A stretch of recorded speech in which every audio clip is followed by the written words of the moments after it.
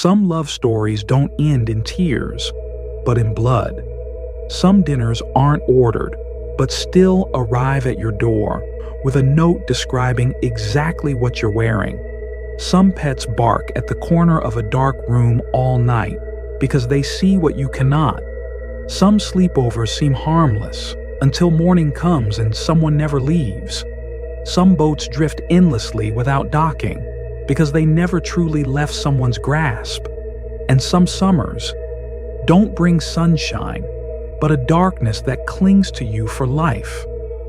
In this video, you'll hear 18 true stories emerging from situations all too familiar: falling for the wrong person, ordering food, pet sitting, sleeping over at a friend's, taking a weekend boat ride, or simply enjoying summer. But at a certain moment, everything slides just slightly off track. A familiar name reappears, though no one invited them. An order no one placed, but signed with your name. A cat keeps staring at the closet and no one dares open it. A remote cabin in the woods where sleep has no end. A boat was still tracked in the middle of the lake, even though it had already returned.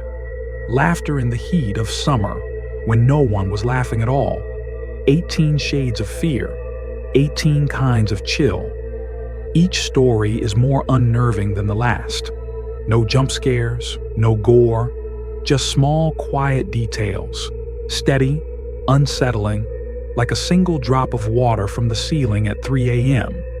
You think it's just water, until it isn't. Lock your doors, turn off the lights, put on your headphones, and stay until the very last second. Because the scariest thing isn't what you see in front of you. It's what's been standing behind you all along.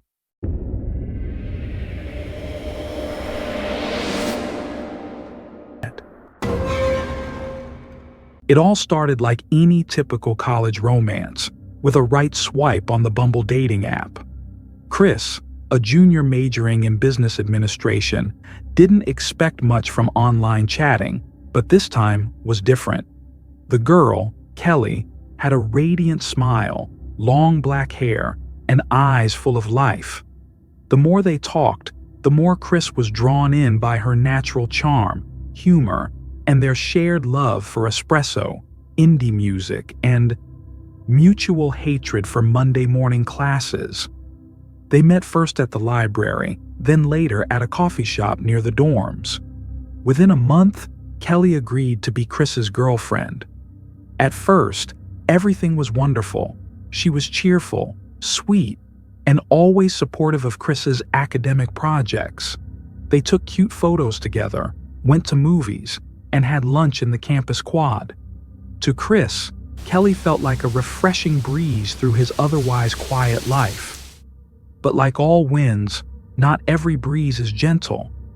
After a few months, Chris began to notice the early warning signs. Kelly texted him every 10 to 15 minutes, constantly asking where he was, who he was with, and what he was doing.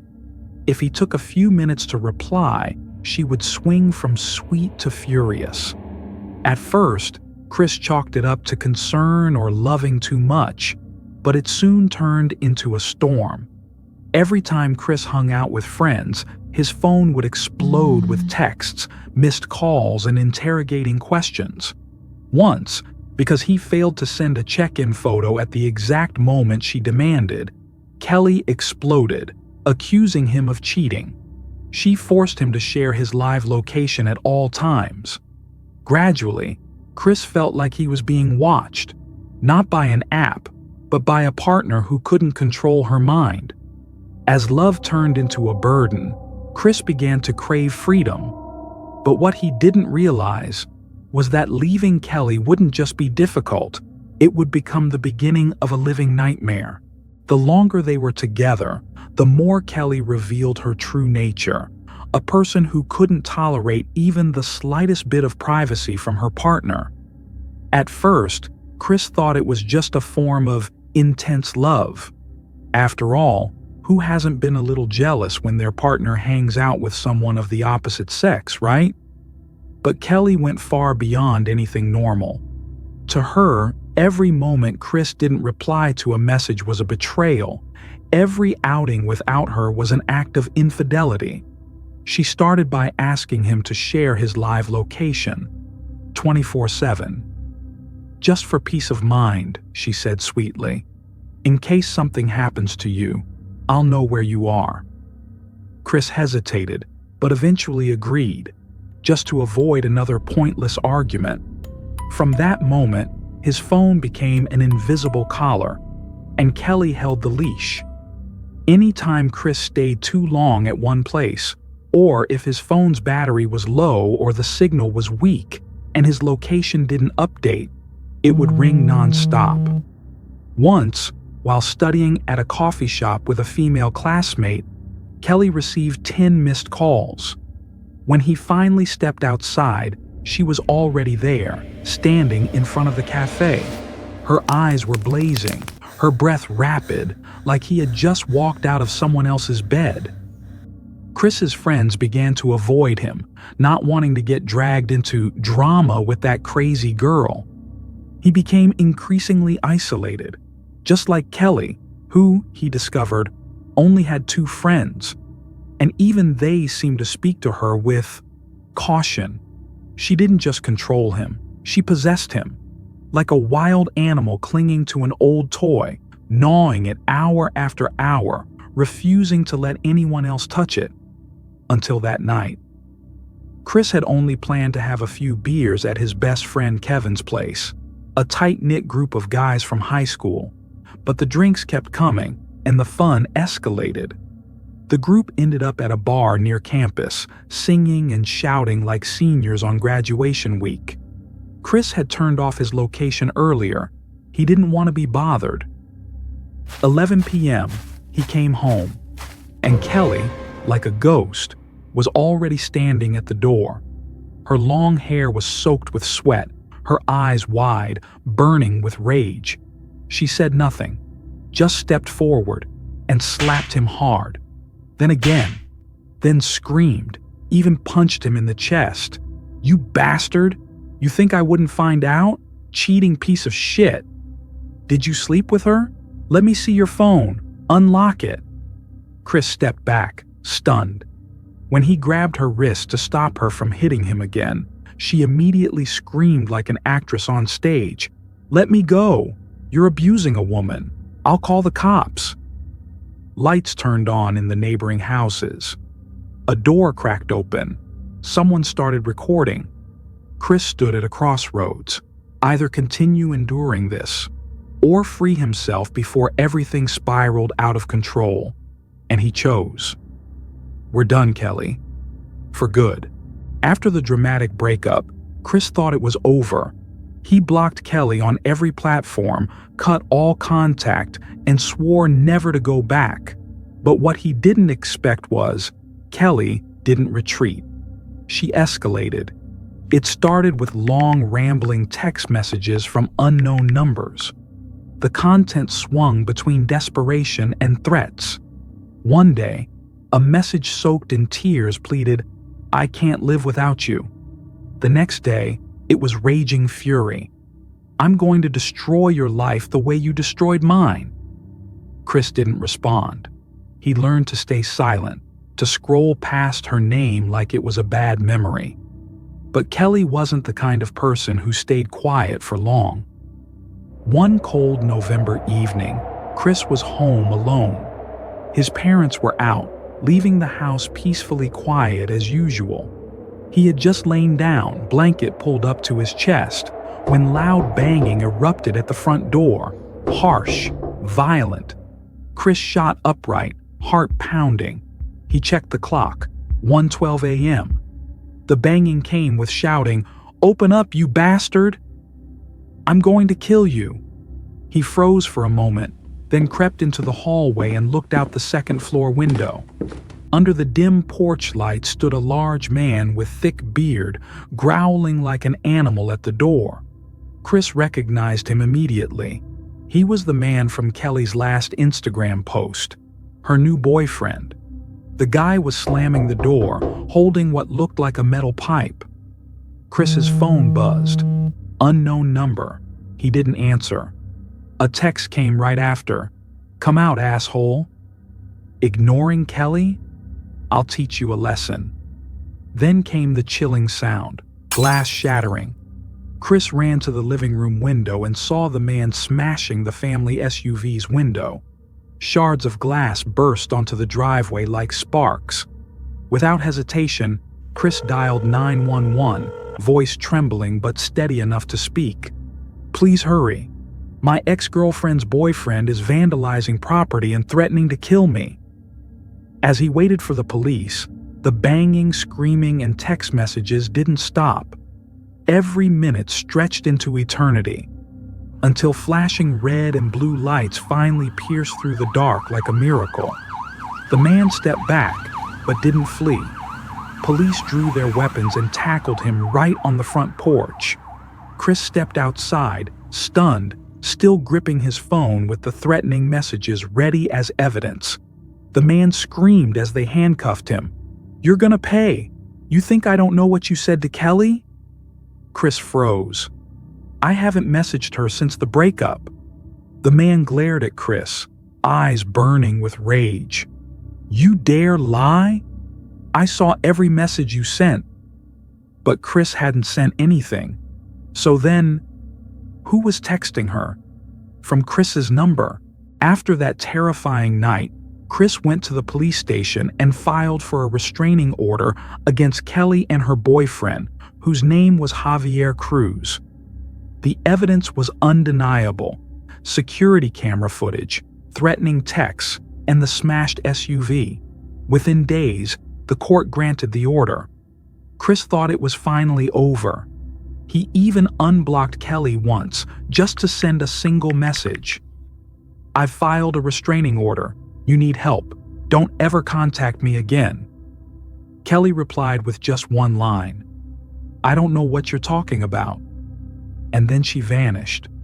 But Chris began noticing strange things. A week after the incident, his best friend sent him a screenshot from Instagram. The photo of Kelly and Javier had been deleted. Her entire profile was wiped clean, as if Kelly had never existed. But what unsettled Chris wasn't the silence. It was someone who kept texting Javier from an account impersonating Chris. Messages, taunting and provocative, kept pouring in, adding fuel to the fire. Chris went to the phone carrier to investigate. No trace. A temporary number, one that could be generated from anywhere. That's when he realized this wasn't just jealousy. It was manipulation, strategy, and something deeply twisted. A psychological game that Kelly had crafted from the shadows, using Javier as her pawn, social media as her weapon, and hiding behind a perfect mask. Months later, Chris still jumped at the sound of a knock at the door after dark. Every time a message came from an unknown number, his chest tightened. Because even though Kelly had disappeared, he wasn't sure she had left his life. Amber never imagined that her first relationship would become the source of her nightmares. She was only 19 that year, living with her single mother in a run-down neighborhood where the streetlights flickered and the wail of ambulance sirens echoed nearly every night. In that world, Keen appeared like a suit of armor, tall, stoic, and seemingly capable of keeping every other man away from her. They met through friends, and at first, Keen seemed like the kind of boyfriend every girl dreamed of. Always on time, always protective, always standing between her and the rest of the world. But within just a few months, Amber began to realize something more terrifying than the dark alleyways of her neighborhood. Keen didn't love her. He owned her. Jealousy was always present. No one was allowed to text Amber, not even classmates. Keen would lose it if she smiled too much at the cashier at the corner store. Once, he got angry just because she liked a photo of a friend's puppy. Amber knew that wasn't love. But she stayed, not because she was weak, but because she was afraid. Keen's eyes were always calm until he got angry, and then they turned blank, like the eyes of a wild animal. Once, he threw her phone against the wall because she hadn't replied within 10 minutes. And because she lived in a neighborhood where walking alone at night could mean never coming back, Keen's looming presence, though terrifying, was the only shield she had. Amber felt trapped between two nightmares. Outside, a cold and dangerous world. Inside, the man she loved and feared more than anything else. But she knew, if she waited too long, one day she wouldn't be able to get out at all. Amber knew she had to get away from Keen. But in a toxic relationship, leaving is never simple. She planned it in silence. No face-to-face meeting, no chance for him to talk her out of it. Just one message, short and clear. "This has gone too far. I can't do this anymore. We're done." She hit send at 8 p.m. Her hands trembled, and immediately, her phone vibrated. A call from Keen, then another, and another.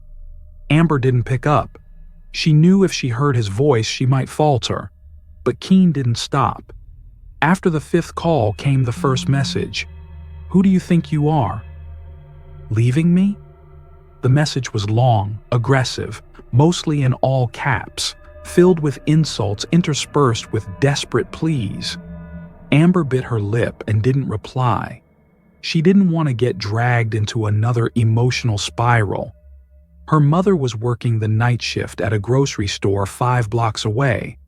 The house was now just Amber and her little cat, Nala. That was what scared her most. Keen knew her mother wasn't home. 10 p.m. Amber turned off all the lights, locked every door, and took Nala to bed. But she couldn't sleep. Her eyes stared at the ceiling, heart pounding at every small sound from outside. 1 a.m. A faint sound echoed from the living room, like footsteps, soft and slow. Amber sat up, holding her breath. Maybe Mom came home early, she told herself, but unease crept in. She tiptoed out of the bedroom, stepped into the hallway and called out, "Mom?" No answer. She turned on the living room light. Empty. The front door was still locked. Sweat broke down her back. She returned to her room, where Nala still lay curled on the bed. Amber called her mother. Her mom reassured her. It was probably just her imagination from all the stress. She said she'd be home in 45 minutes. Amber nodded silently, trying to hold back tears. She lay down and gently stroked Nala, but something was wrong. The cat's eyes were wide open, vacant. Amber touched her back. No breathing, no heartbeat. Nala was dead. Her heart clenched. She cradled the cat's body in despair, fighting the urge to scream. Amber understood instantly. Keen.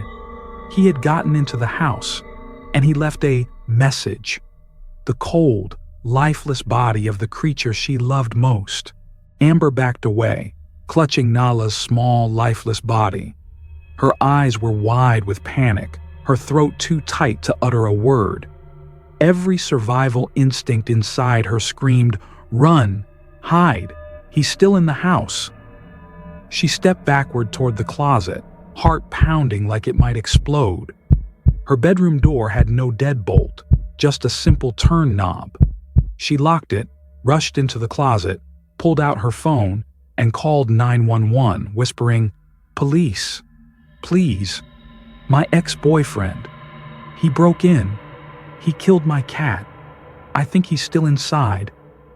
She was mid-sentence when a floorboard creaked in the hallway. Amber held her breath. She pressed herself into the corner of the closet, eyes fixed on the sliver of light between the doors. From that gap, she saw the light beneath her bedroom door flicker and go out. He was in the room. Her chest tightened. Every sound became unnaturally loud. The faint groan of wood under slow footsteps, the heavy animal-like breathing of a predator stalking prey in the night. Amber's phone was still connected to the 911 dispatcher. She could hear the woman's voice whispering through the earpiece. "Officers are on the way. They'll be there in 3 minutes. Stay where you are." The bedroom door creaked open. The hallway light cast a faint silhouette, a tall figure, dark hoodie, head slightly bowed. He stood there for a moment, then stepped toward the bed where Nala's body lay. He sat down, growled, "Now you know what it feels like to be abandoned, don't you?" Amber covered her mouth. She couldn't cry. She couldn't make a sound. Suddenly, the wail of police sirens pierced the distance. Red and blue lights flashed through the windows. The man shot up, screamed, "You called the cops?" Then he bolted out of the room. Amber heard the back door fling open, the slap of footsteps on concrete, then silence, swallowed by the night. She stepped out of the closet, trembling, collapsed to the floor, sobbing without sound. Police burst in moments later, guns drawn, sweeping the house. But Keene was gone. Amber told them everything. They gathered evidence, photographed Nala's body, took her statement, and promised to investigate, though there were no clear signs of forced entry. But Amber knew. He had been inside, and he would be back.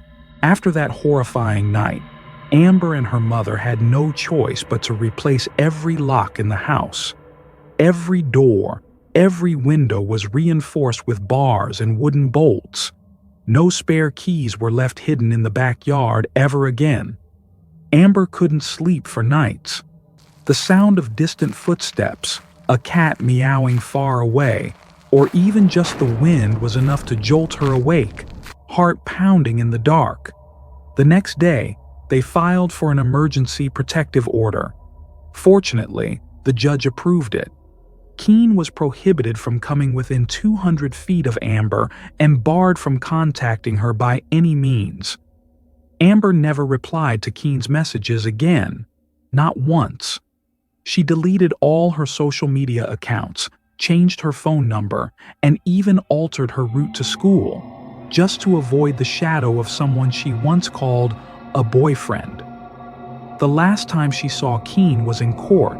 He didn't say a word, just sat there, eyes blank, staring at the floor as if nothing was wrong. The judge reviewed the file, listened to the statement, and coldly signed the long-term restraining order. Since then, Keene vanished from her life like a nightmare dissolving after a stormy night.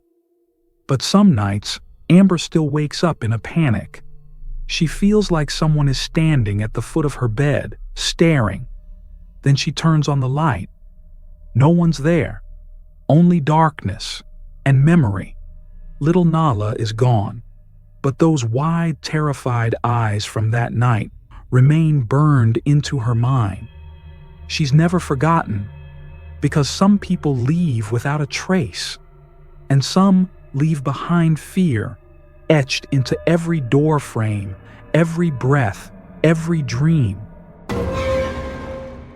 Emma met Mike during her junior year of high school. She was an energetic girl, played softball for the school team. Mike, a tall, broad-shouldered guy, was a football player from a neighboring school. They connected through Facebook. A casual message one evening turned into long conversations that stretched into early mornings. Within just a few weeks, they were officially dating. Emma had never had a boyfriend before. Mike was the first person who made her feel special. But teenage love is nothing like a fairy tale.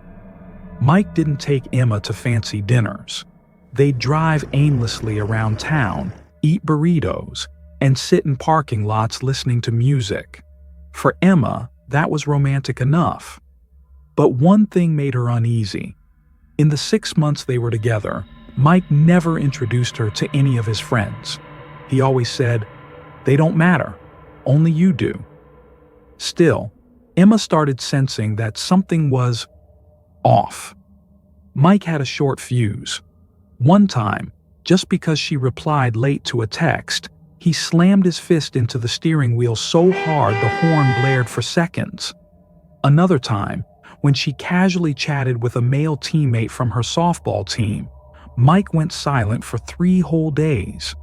Emma told herself, maybe he just loves me too much.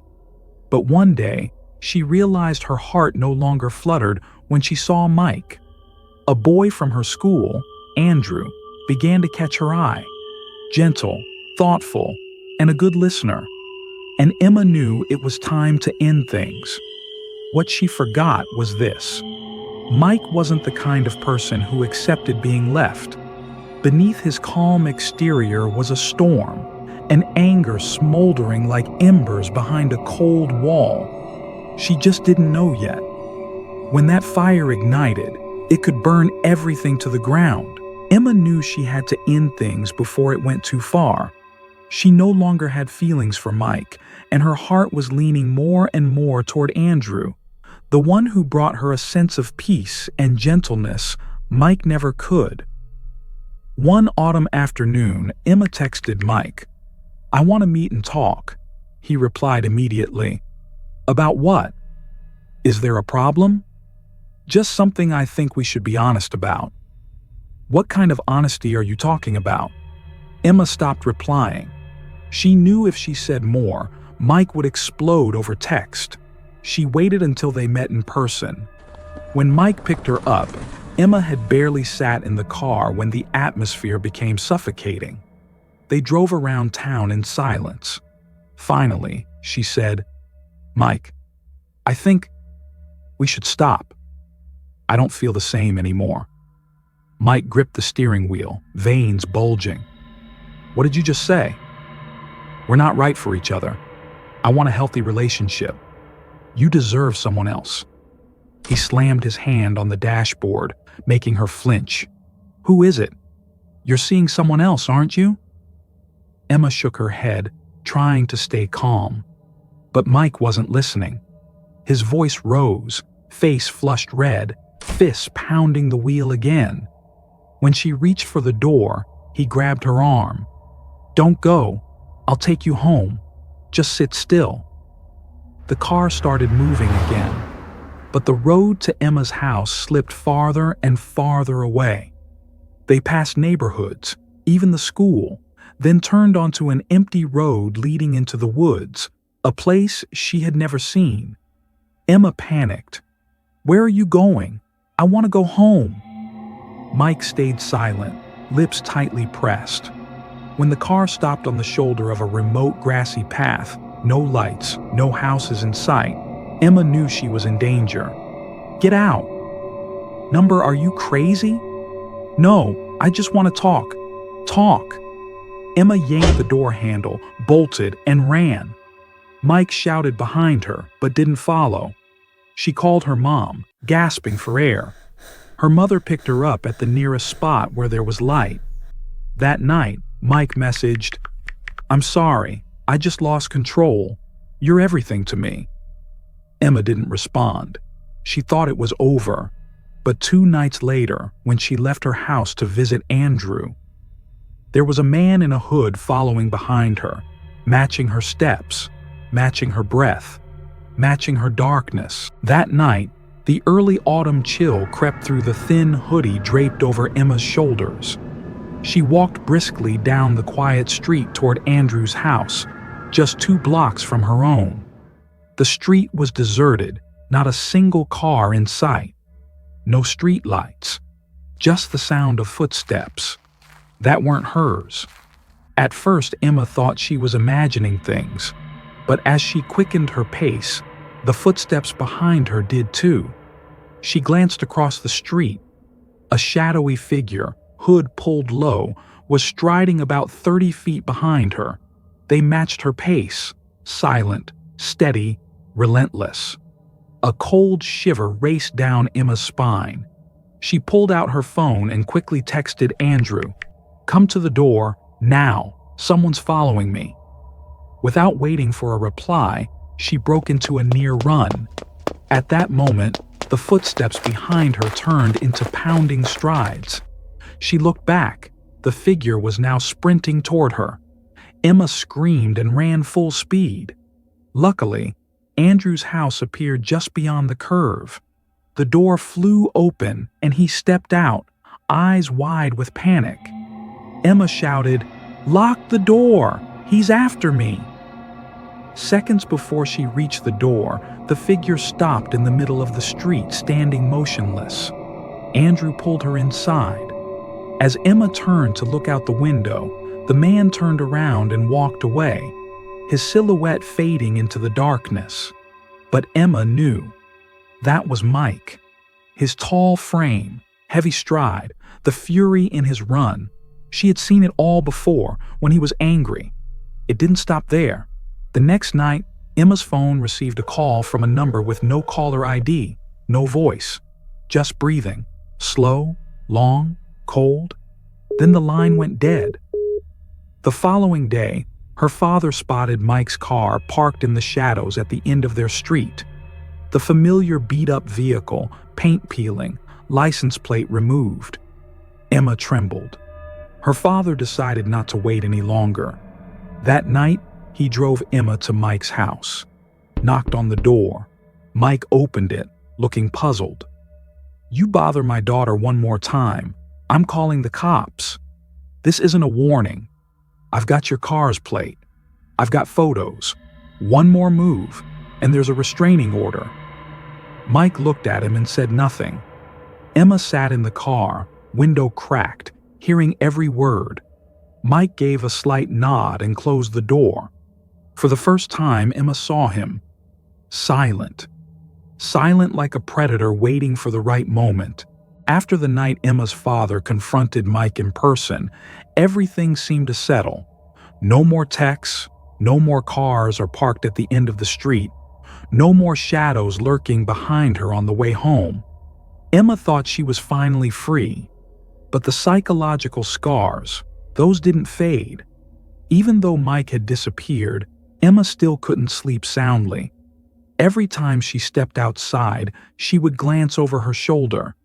She changed her route to school, avoiding dark streets and quiet alleys. Her phone always had GPS tracking on, shared with her mom and Andrew. She kept dreaming about Mike. In those dreams, he stood at the foot of her bed, face blurry and undefined, except for the glowing red eyes and the labored breathing. She would wake up drenched in sweat, clutching the blanket like it was the only weapon she had left. Months later, Emma and Andrew officially became a couple. He was patient, gentle, and never pushed her into anything. But deep inside Emma, there were still tiny thorns, the ones Mike had planted and left behind. Years later, when she looked back at that first relationship, Emma didn't remember the hugs, the late-night burritos, or the whispered "I love yous." What stayed with her was the car turning around at midnight, the shadow in the hoodie, and the fear of loving the wrong person. She learned something valuable.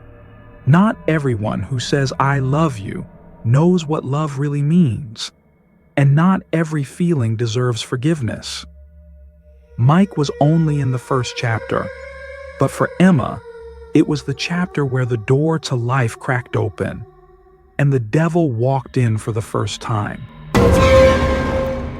On an autumn night in 2009, thin webs of mist slithered over the cracked dirt road leading deep into a remote countryside. In his battered old Honda, Dave, a pizza delivery driver, frowned as he unfolded a paper map stained with coffee rings.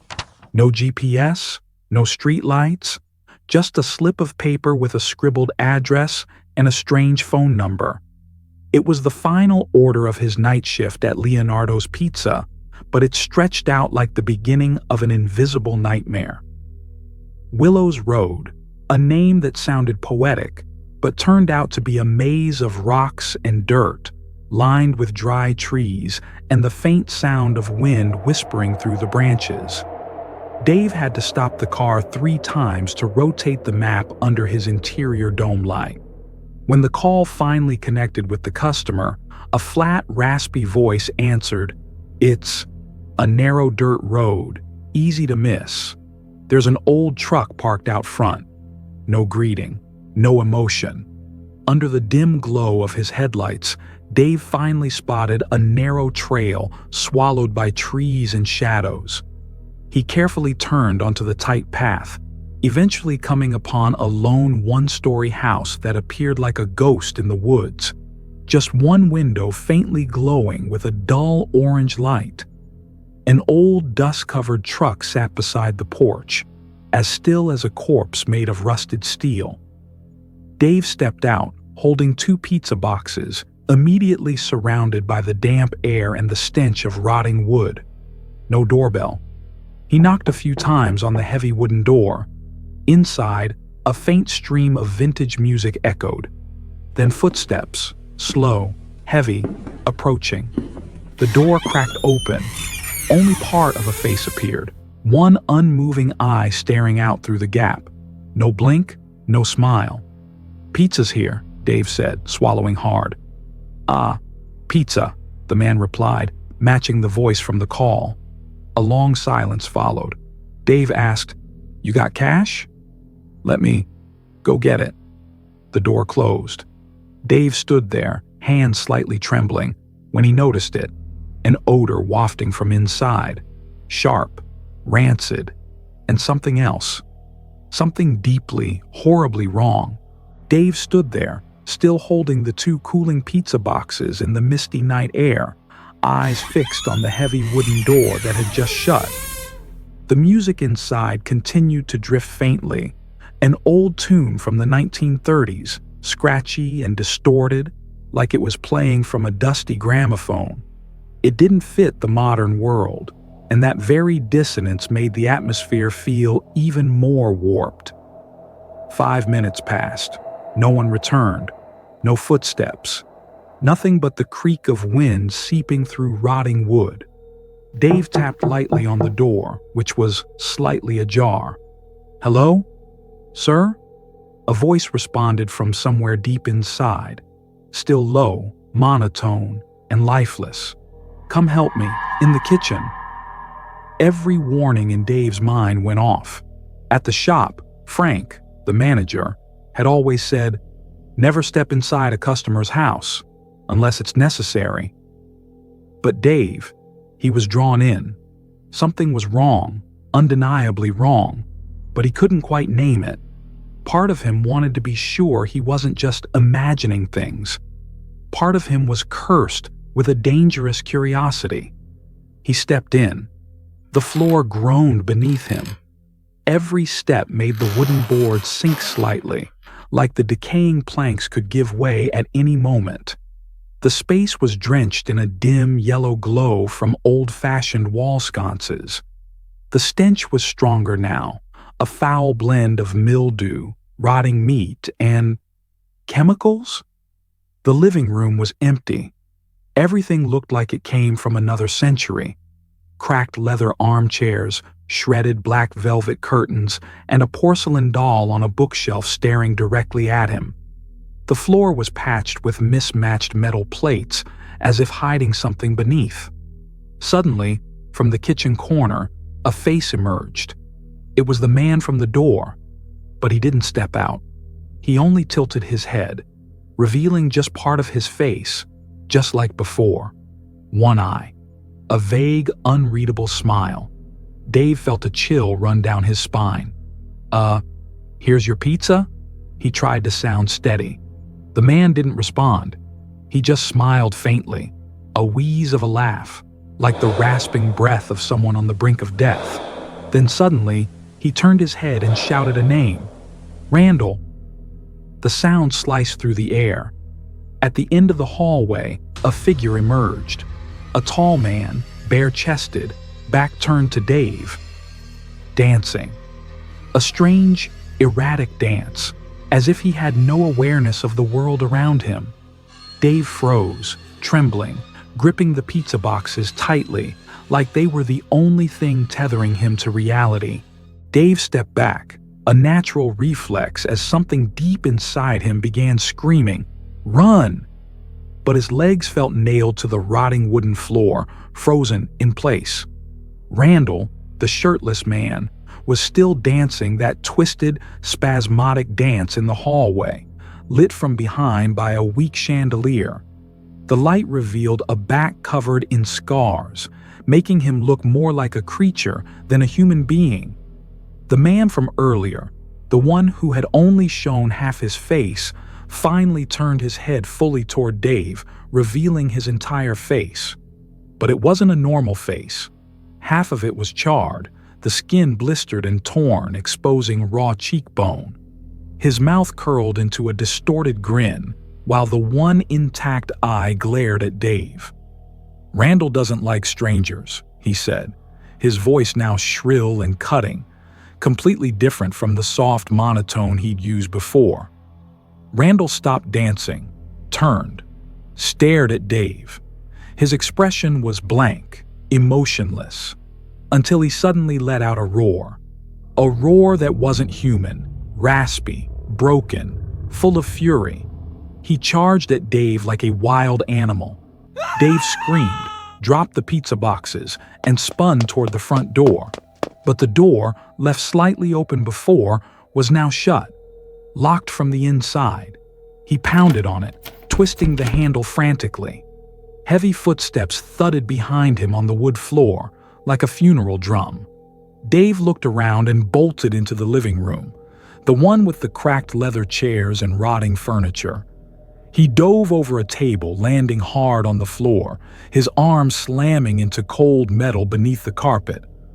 Randall's footsteps grew closer, very close. Dave lunged forward, grabbed an iron lampstand, and smashed it against the nearby window. The glass splintered, not completely, but enough to form a narrow exit. He struck it again. Blood spilled from his hand as shards sliced into his skin, but there was no time to feel pain. A roar behind him. He had entered the room. Randall.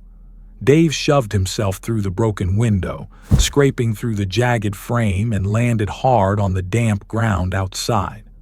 Without looking back, he sprinted toward his car, the old Civic parked beside the rusting pickup truck.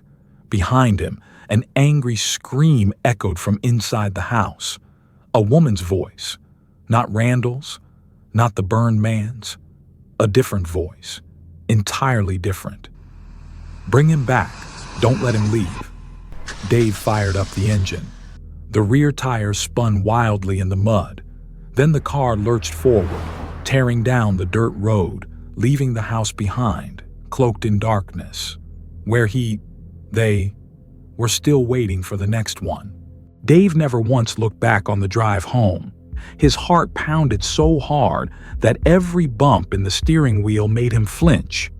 When the old Civic rolled into the back lot of Leonardo's, he was still shaking. Frank stepped out from the kitchen door, cigarette in hand, and seeing Dave's pale face, asked, "You okay?" Dave just shook his head, tossed the 2 pizza boxes, still reeking of death, onto the counter, and walked silently inside. Everyone in the shop burst out laughing when Dave told the story. They thought he was making it up, or, at best, that it was just some messed up prank by a bunch of weird hillbillies. But Dave knew. It wasn't a joke. The stench in that house, the reek of decaying meat, rusted iron, and something slimy he couldn't name, clung to his clothes even after 2 showers. The chill he'd felt at the window, when he saw Randall standing motionless with unblinking eyes, still tingled at the back of his neck every time he closed his eyes. For many nights after, Dave dreamed of that house. In the dreams, he stood in the rotting living room while behind the curtain. A pair of eyes watched him. Once, he woke up in the middle of the night to the sound of knocking. No one was there, just the wind. But the next morning, the pizza towel he'd left in his car trunk had a red, spreading blood stain. He threw it out, telling himself it was probably from his hand when he broke the window. But the car door had fresh scratches on it too, as if something had tried to open it while he slept. Dave quit his job at Leonardo's a week later. He switched to daytime delivery, and at night, no matter how hot it was, he locked every window, drew every curtain, and kept the lights on until morning. But sometimes, just now and then, he still dreams of that house. The door is still slightly open, and someone, or something, still waiting behind it. Newark, Delaware, a college town that seems peaceful by day, but when the clock strikes 2 a.m., its silent alleyways turn into a gray zone between reality and nightmare. Jared, 19, was a freshman student and a nighttime delivery guy for a popular sandwich shop near campus. The night shifts brought in great tips, but also plenty of risks. And that night, his last shift, changed everything. The final order came in at 1:58 a.m. Jared groaned. "Right when I was about to head home," he muttered. But he still grabbed the delivery bag, hopped on his bike, and pedaled off toward a row of student apartments he'd delivered to before. When Jared arrived, everything was quiet. No lights, no music, no late-night chatter from students, just darkness and wind whistling through the leafless trees. Jared knocked on the door. No answer. He tried again. Still silence. Starting to get annoyed, he reached for his phone to call the customer when he noticed a faint movement across the street. In the shadows, a figure lurked behind a bush. Face obscured, but clearly, someone was watching him. Jared tried to act unfazed, turning back to the door and knocking once more, doing his best to keep his voice steady. His hands were slick with sweat, even in the chill of the early morning. Then his phone buzzed. A call from the number that placed the order. Jared picked up. A slurred male voice said, "I see you.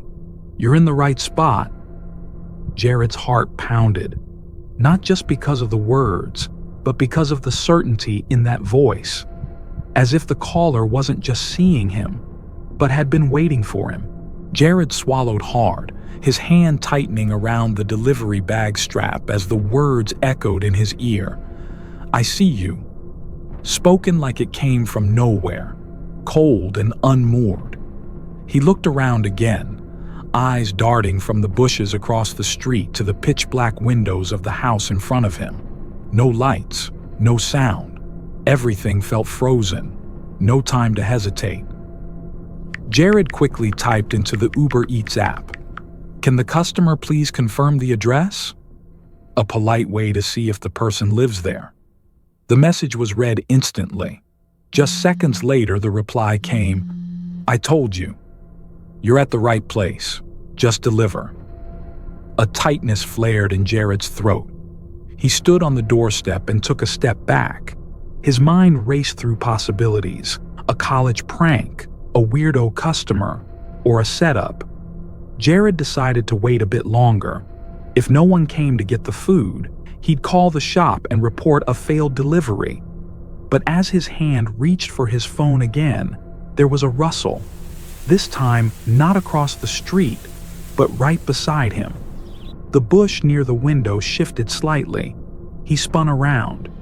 In the dim glow from his bike light, a figure rose from the greenery. A tall man in a black hoodie, face hidden in shadow. He stood silently, unbothered, not stepping forward but watching Jared, waiting as if challenging him to make the next move. Jared forced a smile, trying to stay calm. "I'll just leave the food right here, okay?" He set the bag down on the doorstep, but before he could turn away, footsteps echoed behind him. Jared whirled around, another figure, also hooded, emerging from the shadows beside the house. Two of them, not one. The danger was now undeniable. Jared slowly began backing toward his bike. Neither figure moved, neither spoke. The air grew thick with tension. Then, a new message flashed across his phone screen. "Run, if you dare." No name, no number. But Jared knew one thing for certain. He was being watched, from terrifyingly close. Jared turned and sprinted toward his bike, his heart pounding so violently it felt like it might explode. His legs were heavy, like they were weighed down with stone, but adrenaline pushed him forward into the night. Behind him came footsteps, no longer slow, now accelerating. The pounding of shoes on pavement, labored breathing. 2 pursuers are closing in. Don't look back, don't stumble. He knew. One wrong move, one glance over his shoulder, and it would be over. The bike was parked just by the curb, only a few meters away. Jared lunged for it, swung his leg over. He hadn't even clipped his foot into the pedal when a hand grabbed the strap of his backpack from behind. He staggered, nearly fell, but his survival instinct kicked in. He hurled himself forward, ripping the strap loose from the attacker's grip. At the same moment, the bike toppled over, its wheels spinning furiously. Jared jumped on and pedaled, not needing light, not needing a path, just escape. The weak headlight shone down a dirt path leading toward the residential blocks. Footsteps echoed behind him, but they were growing fainter. Jared didn't dare stop to check. He swerved through turns, narrow alleys, under branches that clawed at him like grasping hands. After minutes that felt like hours, the footsteps finally faded into silence. Jared stopped, gasping for air. Sweat soaked the back of his shirt, and his hands trembled on the handlebars. He was under one of the few working streetlights. His bike looked as beat up as he felt. He pulled out his phone, thankfully still in his jacket pocket, and tried to dial the shop. His hands shook so badly he couldn't hit the right numbers. It took 2 tries to connect. The voice of his manager breaking through the line felt like salvation. "Hello? You need to call the police. 2 guys. They tried to trap me. I think they were watching me for a while," Jared gasped. "I'm near the intersection of Hill and Beach. I'm okay, but they might still be out here."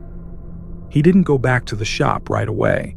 Instead, Jared rode straight to the police station, knowing it was safer than any other place in the city at that moment. Everything about that delivery was too strange, too calculated. And Jared knew one thing for sure. That order was no coincidence. 3 days after the incident, Jared returned to work, but only for daytime shifts. He didn't talk much, kept everything to himself. The attack had been reported to the police, but there were no clear descriptions of the 2 pursuers, just shadows in the bushes, as Jared had repeated again and again. What Jared couldn't shake was the one question he couldn't answer. Who placed the order that night? The account was verified, but when the police visited the address, no one was there had ordered food. The current tenant said they had just moved in, had no roommates, and knew nothing about any delivery. Uber Eats didn't retain chat logs, and the account used to place the order had been deleted just hours after the incident. That's when Jared started to consider the darker possibility. This had been a planned ambush, a setup. He combed through his memory, every little detail, the figure in the bushes, the strange voice on the phone, the message, "I see you." That night, before going to bed, he remembered something, his bike's handlebar camera. In the panic, he'd forgotten it entirely. Jared sat on his bedroom floor, headphones on, and rewound the footage, and his blood went cold. Near the end of the video, as he was delivering the food and turning his back to make a call, the camera captured it. A face, half hidden in the bushes, masked. But the eyes, those eyes, looked straight through the lens, as if staring into his soul. And then, the final moment. The figure raised something. A knife. Jared slammed the laptop shut, his hands trembling. He didn't know if he had narrowly escaped something, or if it had only just begun. From that day forward, he never delivered another order. But in his dreams, those eyes still watched him, as if their work wasn't finished. Lucas, a second-year college student struggling to pay tuition, had picked up a job as an Uber Eats delivery driver. Fast cash, no questions asked. He usually worked night shifts, not because he liked them, but because his daytime schedule was packed with classes. Late at night, the streets were quieter, orders were steady, and the tips were usually generous. But Lucas never imagined that one night could turn into a full-blown nightmare. It was a Friday night, typically one of the busiest shifts. The sky was overcast, the moon hidden behind thick clouds, and a chilly wind slipped through the seams of his jacket. The final order popped up on the app at exactly 1:12 a.m., a delivery to the outskirts of Wilmington, near a wooded area and an abandoned neighborhood that students often whispered about as a place to avoid. Lucas turned on his GPS and followed the directions. The road grew more deserted with each turn. Streetlights thinned, then disappeared entirely. He had to rely on his high beams to avoid driving into a ditch. When he arrived, the address led him to a dead-end street, and the house at the end was completely shrouded in darkness. No lights, no sounds. Tall, overgrown grass covered the path up to the porch. Lucas switched on his phone flashlight and stepped forward cautiously. He knocked once, silence. Knocked again, still no answer. He sent a message through the app. "I'm at the door. Can you confirm?" The message was read almost instantly. A reply came seconds later. "I see you. Just leave it there." A chill ran through Lucas's spine. He looked around. How could they see him if there wasn't a single light on inside? And if this was a prank, why did it feel so real? He began backing away. Just as he was about to set the bag down on the porch, a low, gravelly voice called out from the darkness. From the bushes to the left side of the house. "Over here, man." Lucas whipped his flashlight toward the sound, hands trembling. No one. But he could feel it, eyes watching him. And deep in his gut, he knew. This night, it was not just a delivery. Lucas stood frozen in place outside the pitch-black house. He swallowed hard, clutching the delivery bag, eyes sweeping the darkness. The knee-high grass whispered against his legs with every breath of wind, and somewhere in there, he swore something was moving. "Over here." The voice came again, closer this time, as if from behind the rotting fence near the tree. Lucas instinctively stepped back, reaching into his jacket pocket for the pepper spray he'd bought just last week. But it wasn't there. He'd left it in the car. "Stupid," he hissed under his breath. He decided he wasn't going to push his luck. Lucas turned, about to drop the food and walk away, when his phone buzzed. A new message lit up from the order contact. "Don't leave. I'm hungry. Come around back." Lucas's chest tightened. His hand trembled around the phone. He turned slowly, staring into the pitch-black stretch behind the house. No lights, no sounds, just the inky black of trees and shadow bleeding from the forest line. He didn't move. But then, another sound chilled his spine. A faint hiss, like a slow leak. Lucas snapped his head toward the car. The noise was coming from the left tire. He rushed over and shone his phone light. Both left tires were deflating, air hissing out.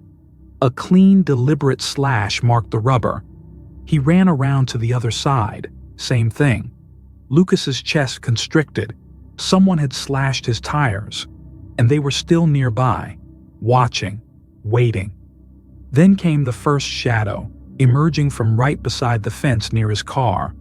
A tall man in a black hoodie, wearing a ski mask. Only the eyes were visible, cold and unreadable.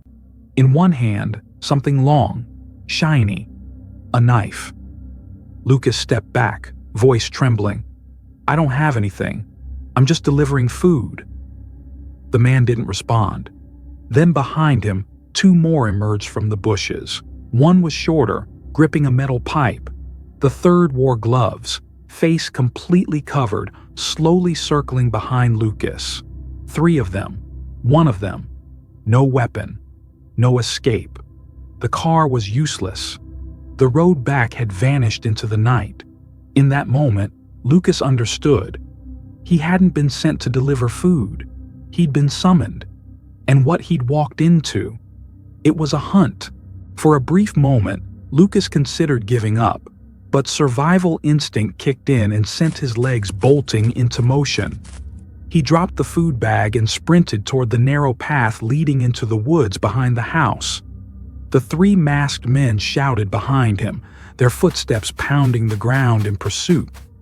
The forest swallowed him whole, darkness as thick as velvet, branches slapping his face, wet soil slipping beneath his shoes. Lucas didn't stop. His lungs burned, his heart pounded like it was trying to explode from his chest. Behind him, the first man, one with the knife, kept pace, laughing hoarsely like he was enjoying the chase. Lucas tripped over a mound, tumbling down a slope before slamming his back against a tree. Dazed, bleeding from his forehead, he scrambled for a fallen branch to use as a weapon. A snarl ripped through the air. Knife mask was already on him, blade gleaming. Without thinking, Lucas swung the branch at his attacker's face. It hit. The man staggered but didn't fall. A second one, pipe guy, rushed in, swinging the iron bar at Lucas's waist. Lucas rolled just in time, the strike missing by inches. And then, light. A beam cut through the trees. Headlights. A siren wailed in the distance. The man with gloves yelled something, signaling the others. Like startled predators, they vanished into the forest within seconds. Lucas couldn't get up. He lay there gasping, eyes locked on the shadows where they disappeared. A chill ran up his spine. They hadn't robbed him. They didn't want his money. They wanted pain, blood, maybe just entertainment. The police found Lucas minutes later, alerted by Uber's automated system after the delivery had been inactive for too long and messages had gone unanswered. He was taken to the hospital, minor physical injuries, but mentally shattered. He told them everything, but no trace of the masked men was ever found. The house, according to the police, had been abandoned for over a year. No electricity, no tenants, no neighbors within a 1-mile radius. What haunted Lucas most wasn't the chase. It was the last message, still logged in Uber's system from the customer account. Thanks for coming. Next time, don't run. After that night, Lucas was never the same. He quit his job, stopped all nighttime deliveries, and moved in with his sister in another state. He thought distance would free him from the trauma, but it wasn't tied to a place. It lived inside his mind. By day, he was fine. But at night, Lucas often jolted awake from imagined sounds, haunting laughter, footsteps chasing through dry leaves, and the gleam of eyes behind thick, black bushes. He changed his phone number, deleted his Uber Eats account, but deep down, he always felt watched. One afternoon, while checking the mailbox, Lucas found a parcel with no return address. Inside, a black face mask, identical to the one worn by his attacker, along with a small handwritten note. "Want to try again?" Police were called immediately, but there were no fingerprints, no security footage of who left the package. That was when Lucas realized he hadn't been the victim of a random attack. Maybe it was a twisted group, addicted to the thrill of human prey. Or worse, maybe he had been chosen, watched, and that night had only been the beginning. Since then, Lucas has never left the house after 7 p.m. Every unknown call, every unexpected knock froze him in place. He lived in a state of constant fear because he knew some predators don't give up. And when the night falls again, they go looking for their next hunt.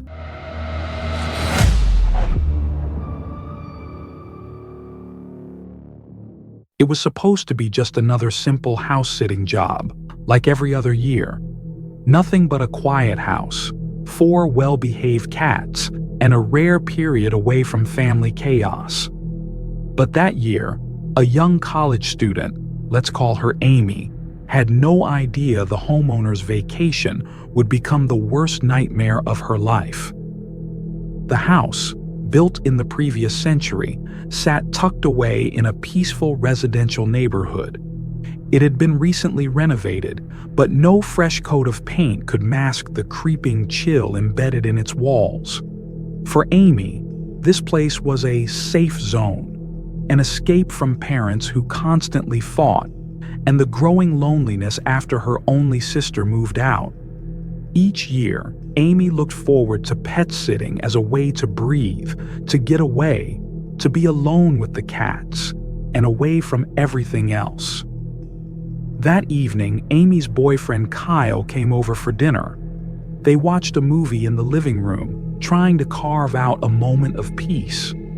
But Kyle couldn't relax. His eyes kept scanning the corners of the house like he was expecting to see something. "I've got a really bad feeling," he said as he stood to leave. "We should go tonight." Amy chuckled softly, brushing off his anxiety. She reassured him with all the logical reasons: a modern alarm system, a safe neighborhood, and 4 cats as company. But as Kyle walked out the door, he paused and turned back to her, his eyes full of concern, as if he knew something was about to happen. And just minutes after the door closed behind him, the silence began to crack. Right after Kyle left, Amy locked all the doors, activated the alarm system, and climbed into the guest bedroom bed. She turned on the TV to fill the emptiness, but just a few minutes later, it turned off by itself. Amy frowned, then switched it back on. Before she could feel at ease, the screen flickered and switched to a black and white static channel. Loud, crackling noise filled the night air. She picked up the remote and turned it off again. But just seconds later, it powered back on for the 3rd time. The screen was still static, and the sound was eerily distant, like it was echoing from somewhere far away. Not of this time. Fear began to rise in her throat. Amy unplugged the TV and quietly moved to the sofa in the living room to sleep instead. The next morning, Kyle came back. He frowned when Amy told him about the strange incident with the TV, but they quickly brushed it off when Amy revealed that the house always made her feel like someone was watching her from behind. That evening, they had an early dinner and settled down to watch a movie in the living room. Everything seemed normal, until a sound froze Amy's blood, a cry. Not a cat meowing, not a radio, but a shrill, weak, high-pitched sound, like that of an infant. Kyle turned to Amy, eyes wide. "Did you hear that?" he whispered. Amy nodded, her throat tight. She immediately stood up and counted the cats in the room. Only 3. The smallest one, Whiskers, was missing. She rushed to the basement. The basement had been remodeled into a common room, but the old staircase remained, creaking ominously with each step. When she reached the bottom, Amy turned on the light and called the cat's name. The crying sound was still there, fainter now, coming from the storage room, the one the homeowners used for random belongings. The door was ajar. She pushed it open and saw Whiskers trapped inside, eyes wide in terror. Amy scooped the cat up, soothing him. But the crying had stopped abruptly, like someone had flipped a switch. Back in the living room, Amy found Kyle standing among the 4 cats, all of them staring intently down the basement stairs, as if they had just seen something that didn't belong to this world. On the 3rd night, Amy couldn't focus on movies or studying. Her eyes stayed locked on the staircase leading to the basement. the place where that strange sound had echoed. Kyle had gone home earlier that day, saying the atmosphere in the house felt wrong. Left alone, Amy locked the doors, drew the curtains, and double-checked the alarm system. She decided to sleep in the living room, next to the cats, the safest feeling she could find. But then, the crying came back. This time, it wasn't the sound of a baby. It was soft sobbing, like an adult trying to hold back tears, and failing. Amy sat bolt upright, her heart pounding. She counted the cats. All 4 were there, lying calmly in the living room. So, who was crying in the basement? She didn't call 911. She didn't know why. Maybe instinct, or maybe because she didn't trust herself. Or perhaps she feared that if she called the police and they found nothing, they'd think she was imagining things. She tried turning on the basement lights from upstairs, but they wouldn't switch on. Darkness clung thick to the stairway. With trembling hands, she grabbed a flashlight and stepped down. The old wooden stairs groaned beneath her weight, each creak echoing like a hammer strike. As she neared the bottom, the sobbing shifted into laughter, a high-pitched scraping laugh like nails on glass, not human. She swept her flashlight across the rec room, past the peeling walls, the old chair, and stopped at the storage room door. It was ajar. Despite the fear, Amy stepped forward, gently pushing the door. It creaked open with a drawn-out, dreadful scream. The room was empty. No one was there. But across the worn wooden floor were scratch marks, like fingernail trails. On the walls, messy writing in what looked like black charcoal read, "I'm still here." "Mommy, I'm cold. Don't leave me." The flashlight began to flicker. Amy turned to run when she heard footsteps chasing her from behind. Not running, more like sliding across the floor. No footfalls, just a strange dragging sound. She screamed and bolted up the stairs. As she burst into the kitchen, she slipped, slamming hard onto the tile. She lay there gasping for breath, eyes blurred with tears of pain and terror. But the sound had stopped, and the cats, now sitting in a perfect line in front of her, were all staring intently at the basement stairs, their fur bristling. Amy didn't sleep at all that night. She called her boyfriend, voice trembling with panic. Kyle drove over and picked her up in under 15 minutes, and together they left the house, abandoning everything behind. She returned only once during daylight, just to feed the cats and clean up hastily before the homeowners came back. After that night, she refused every pet-sitting offer, no matter the pay, even double. That house, despite its polished and quiet appearance, hid something deep within, something not of this world. Those sobs weren't from the cats. They weren't sounds made by anything alive. 2 months later, after Amy had moved in with Kyle, she received a text message from an unknown number. It contained no words, just a 9-second audio clip. It was that same screeching laugh, the exact one she had heard in the basement. She dropped the phone onto the floor, hands trembling uncontrollably, feeling a cold breath sweep across the back of her neck, as if whatever it was still watching her from very, very close. That night, lying beside Kyle, Amy suddenly woke in the middle of the night. A heavy feeling washed over her, like someone was staring at her. She turned her head slowly, and on the other side of the pillow was a small indentation, as if someone or something had just been lying there. No more sobbing, just breathing, steady, rhythmic, from a place where no one should be.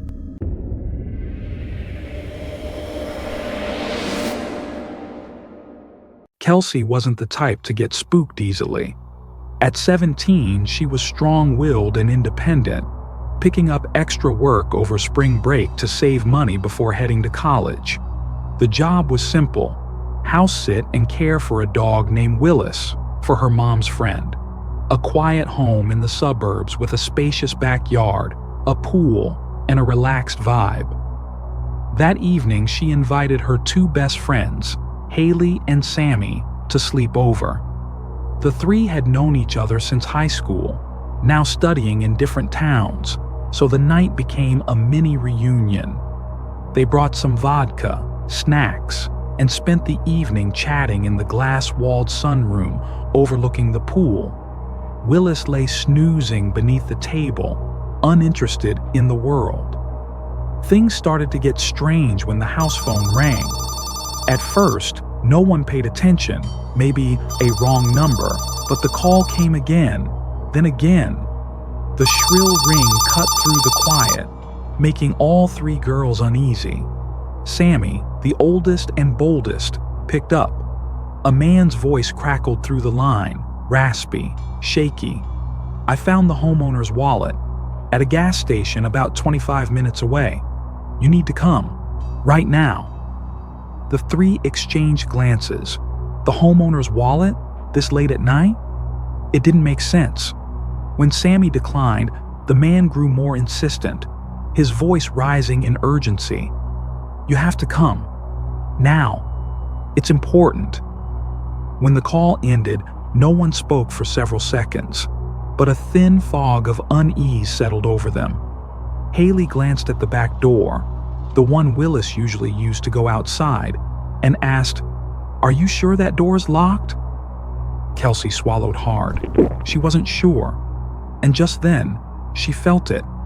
A strange sensation, like someone was watching them. From just beyond the dark, Willis started growling.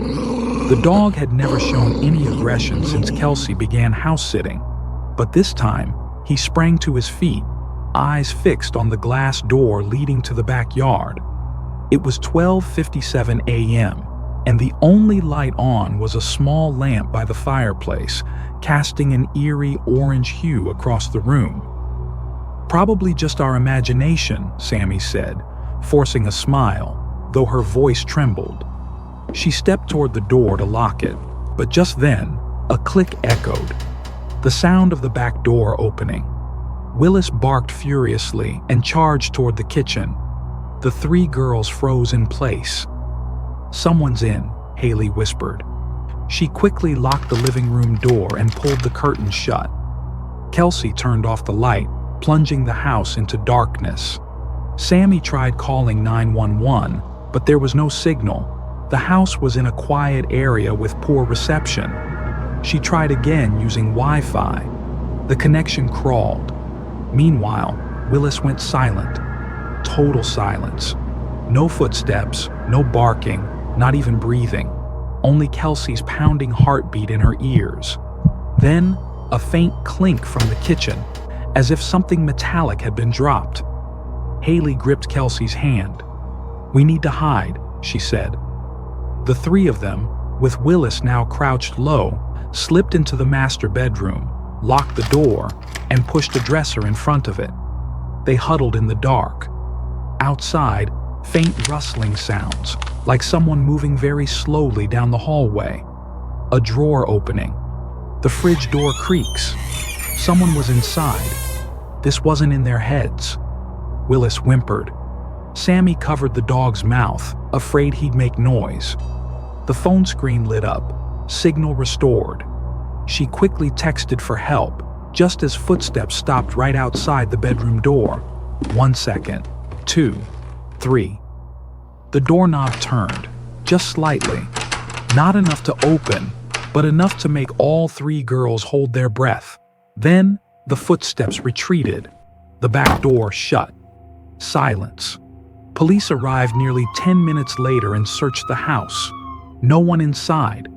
No clear signs of forced entry, except the slightly ajar glass door and muddy, wet footprints smeared across the kitchen floor. No wallet at the gas station. No one knew who made the call. No one knew how the person got in.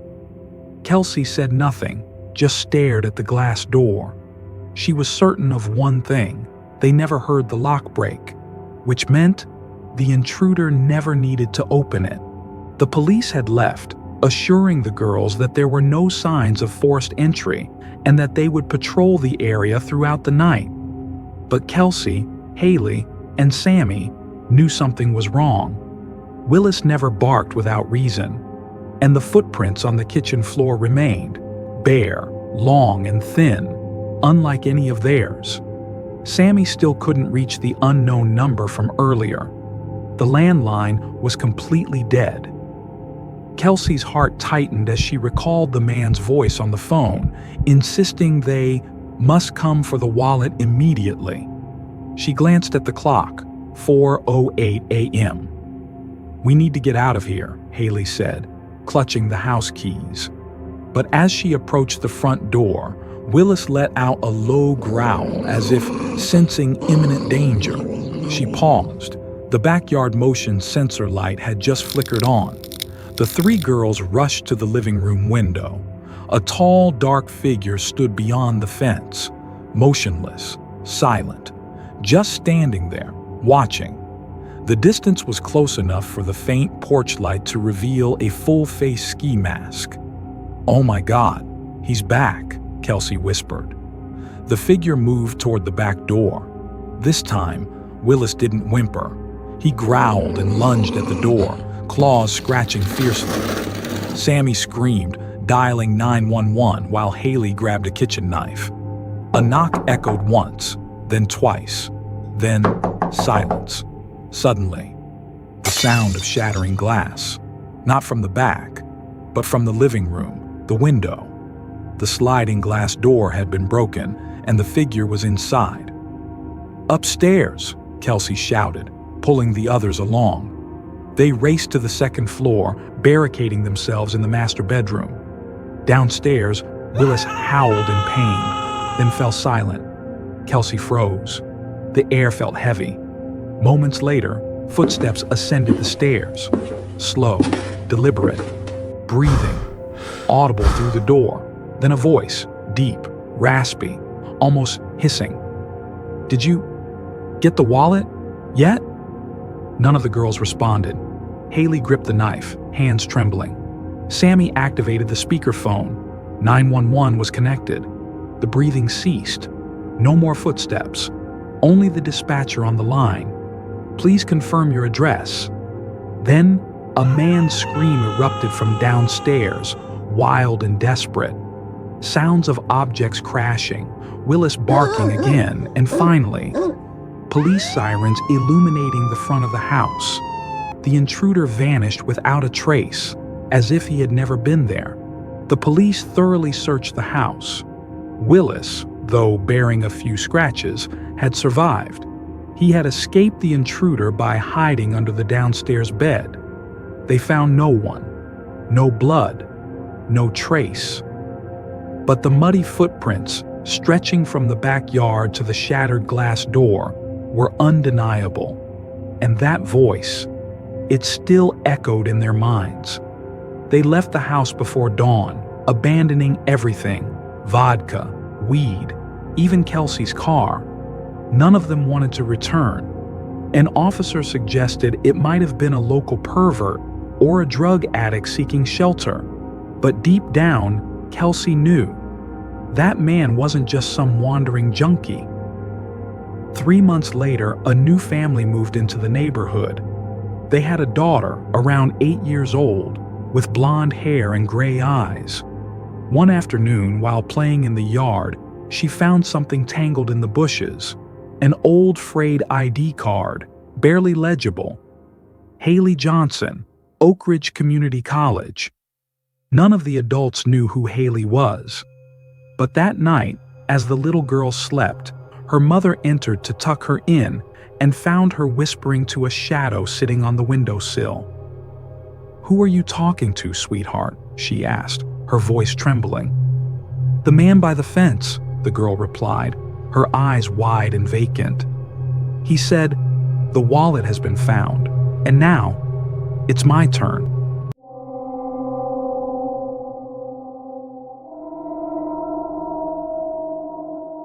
Caitlin had never feared the dark until that night. At 28, she was a veterinary assistant with a deep love for animals and a quiet, introspective nature. Weekend pet-sitting gigs provided her with extra income and a peaceful escape.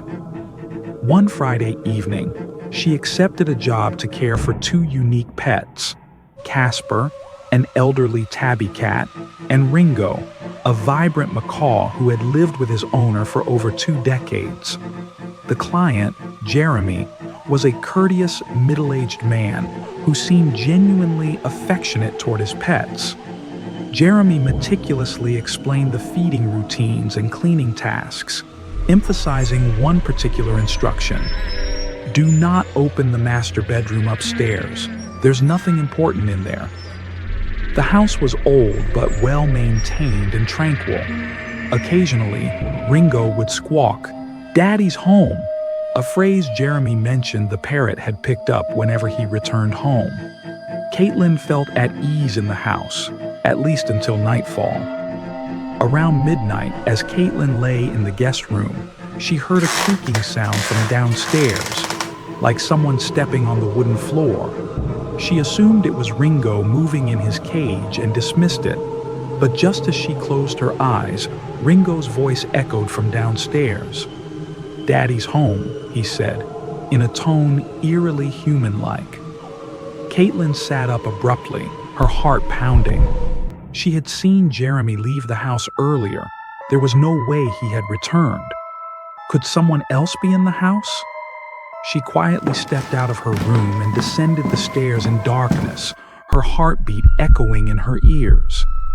Then Ringo spoke again, this time slower and more ominous. "He's watching you." Caitlin froze on the staircase, the darkness wrapping around her like a shroud. Ringo's last utterance, "He's watching you," didn't resemble a parrot's mimicry. It carried a cadence, an inflection that felt disturbingly human. Deep within her chest, a primal instinct screamed that something was profoundly wrong in this seemingly ordinary house. She flipped on the hallway light. A dim glow spilled down the stairs, casting elongated shadows. Ringo remained perched in his cage, his obsidian eyes tracking her every movement, almost expectantly. Caitlin descended slowly, her gaze sweeping the living room. Everything appeared untouched. She checked the front and back doors, both securely locked. "He's just mimicking Jeremy," she whispered, trying to steady her nerves.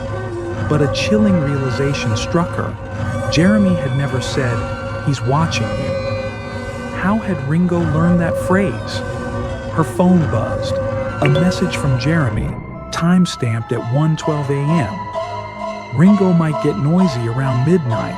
Don't mind him. The timing was eerily precise, aligning almost exactly with Ringo's unsettling declaration. A cold dread settled over her. Jeremy had mentioned he'd be out of cell range during his trip. How had he sent this message? Sleep was out of the question. Caitlin turned on the TV, hoping the noise would drown out her unease. But Ringo began to squawk erratically. No recognizable words, just distorted sounds, hisses, prolonged whistles, and then a series of knocks.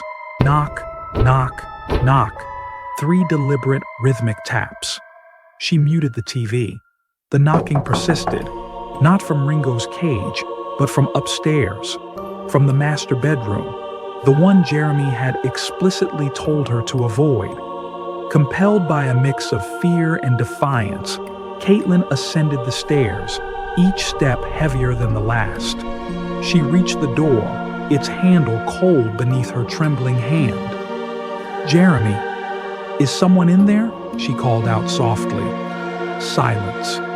Then, from within, a low, raspy chuckle echoed, a sound that mocked her fear, feeding off it. After that strange phone call, Jada tried to dismiss everything as a coincidence. But when the incidents began piling up, lights flickering without cause, an old unplugged radio, whispering bizarre voices, and her cat Harlow staring wide-eyed at a blank corner for hours. Jada couldn't shake the feeling that something was watching her. She went online to search for information about the house.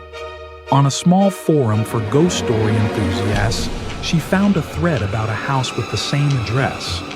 A user with an old, inactive account had posted 3 years ago. "I rented that place for 3 weeks, heard a woman crying at night. There's a small room at the end of the hall that's always locked. Don't try to open it." A chill ran down Jada's spine. That room, yes, it was always locked. The owner had said it was just for storage and not to worry about it. But now, fear-fueled curiosity crept in. One night, after the whispers returned through the radio, this time clearly saying, "Jada, open the door," she broke the rule. With a large safety pin, she tried picking the lock. Her hands trembled as the door creaked open, groaning with age. The room was pitch black, lit only by the hallway light. In the center sat an old armchair, blanketed in dust. Scratch marks covered the walls, like someone had clawed at them, or been trapped inside. Jada stepped in. Harlow followed but stopped at the threshold, growling. As Jada turned to shut the door against a draft, a whisper hissed right next to her ear. Finally open. No longer through the radio. It was real. Director, inches from her ear. The hallway light went out. Total darkness. And then, the crying began. Close. As if someone was standing right behind her. Jada doesn't remember exactly how she got out of that room. When she came to, she was curled up on the hallway floor, just outside the partially open door. Harlow lay beside her, eyes wide, growling toward the room, as if seeing something Jada couldn't. She slammed the door shut, barricaded it with a chair, and packed her things in a panic. Dawn had barely broken, but she couldn't stay another second. While gathering her stuff, she noticed something she hadn't seen before. An old photograph had fallen out from under the sofa, coated in dust. It was a young woman with long hair and sorrowful eyes. Scrawled faintly in ink on the back were the words, "I'm still here. Don't let them lock me away again." A shiver shot down Jada's spine. In the living room mirror, she caught the faint silhouette of someone standing behind her, but when she turned, no one was there. She left the house minutes later, never once looking back. When she called the homeowner to return the keys, a tired voice answered. Jada began explaining, but as soon as she mentioned the room at the end of the hall, the woman fell silent. Then she spoke softly, like she'd heard it all before. "You're not the first, and you definitely won't be the last." The call ended.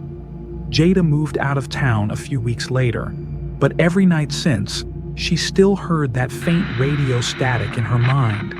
And sometimes, in dreams, that voice returns, whispering, begging her to come back. Because that door, it was never truly closed. If you've ever lived in a small Georgia town, you'd understand how the peaceful quiet can easily mask the strangest things. Joey used to think his backyard was a childhood paradise, nearly 2 acres of space with a trampoline, hot tub, above-ground pool, and a separate 3-door garage. Surrounding it all was dense woodland, where the rustling leaves sounded like whispers from nature, or sometimes from something else. It was the summer after Joey finished 6th grade. He and his 3 closest friends, Mike, Michael, and Jason, decided to celebrate the start of break with a backyard campout. Joey's parents agreed and were even excited to help pitch tents and order pizza. As the sky turned a burnt amber, the kids set up 2 tents near the edge of the woods. Night fell quicker than they expected. The soft yellow garden lights illuminated only part of the yard, leaving thick patches of darkness that seemed to swallow everything whole. After stuffing themselves with food, the kids started their favorite game, manhunt, a nighttime hide-and-seek with strict rules. No hiding near the house, and no running beyond the yard's boundary. Joey and Mike were the hiding team. Joey crawled under the trampoline, lying in silence, heart pounding with every approaching footstep. When the moment felt right, he quietly slipped out and sprinted toward the hot tub beside the house, the perfect hiding spot before making a break for the finish line. Then came the sound, sharp and sudden, cutting through the night. A trash can tipping over. At the same moment, a motion light clicked on, casting a stark beam onto a tall figure walking briskly toward the woods. The man was dressed in all black, head slightly bowed, hands buried in his coat pockets. The shadow vanished behind the trees before Joey could even breathe. None of the kids was him. It wasn't Joey's dad, not a neighbor, no reason. Just one chilling question echoing in Joey's head. Who was just in our yard? A place meant only for kids and laughter. Joey sprinted over to Michael and Jason, his breath ragged, heart pounding. "There's someone in the backyard," he gasped, his voice trembling. Initially, his friends burst into laughter, thinking Joey was joking. But when they saw the seriousness in his eyes and the pallor of his face, their smiles faded. Mike nodded in agreement. "I heard the trash can too. Thought it was just some raccoons." The group hurried inside where Joey's dad was reading. Upon hearing his son's account, he frowned, grabbed a flashlight, and headed straight to the yard, calling out, "Who's out there?" Silence. They searched around the edge of the woods, finding only faint shoe prints on the dry soil leading into the forest. No unfamiliar cars, no suspicious individuals. Joey's dad advised them to stay indoors that night. "It's safer," he said. Back in the living room, Jason's gaze drifted to the 2 tents still set up outside. "We prepared everything," he murmured. "Probably just a lost wanderer." After a few minutes of debate, the stubbornness of 12-year-olds prevailed. They decided to return to the tents at midnight, once Joey's dad had gone to bed. None of them wanted to appear cowardly. The night air carried an eerie chill, no longer refreshing but biting, and the trees stood unnaturally silent. The 2 tents now seemed engulfed by darkness. Joey and Mike crawled into the left tent, while Michael and Jason took the right. They lingered, chatting through the tent flaps, sharing light-hearted jokes to dispel the unsettling silence. Around 1 a.m., everything grew quiet. Mike was fast asleep, his breathing steady. Joey lay restless, attuned to every sound outside the thin tent fabric. Then he heard it, the sound of footsteps on the grass. Not hurried, not fleeting like the wind, but slow, deliberate. Joey sat up abruptly as he heard the tent zipper, zip, moving slowly, as if someone was intentionally trying not to startle him too quickly. As the fabric parted, the yard light illuminated the face of a man leaning in. Unfamiliar eyes, a forced smile, and skin Joey didn't recognize. Joey froze for a moment, then screamed. Joey's scream shattered the stillness of the night, echoing across the quiet backyard. Mike jolted awake, disoriented, just as the man lunged further into the tent. "Shut up," the intruder growled, his voice gravelly, as his hands clamped tightly around Joey's ankles. A pungent stench emanated from him, a mix of rusted metal and stale sweat that made Joey gag. Mike screamed and kicked wildly, his foot connecting with the man's face, causing him to stumble back.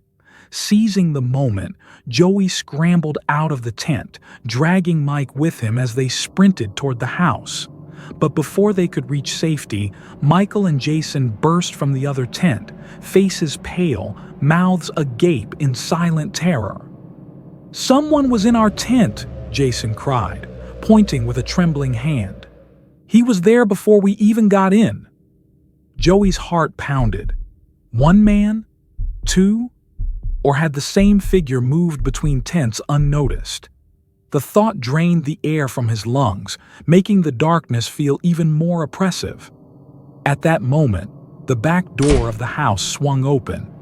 Joey's father rushed out, wielding a baseball bat.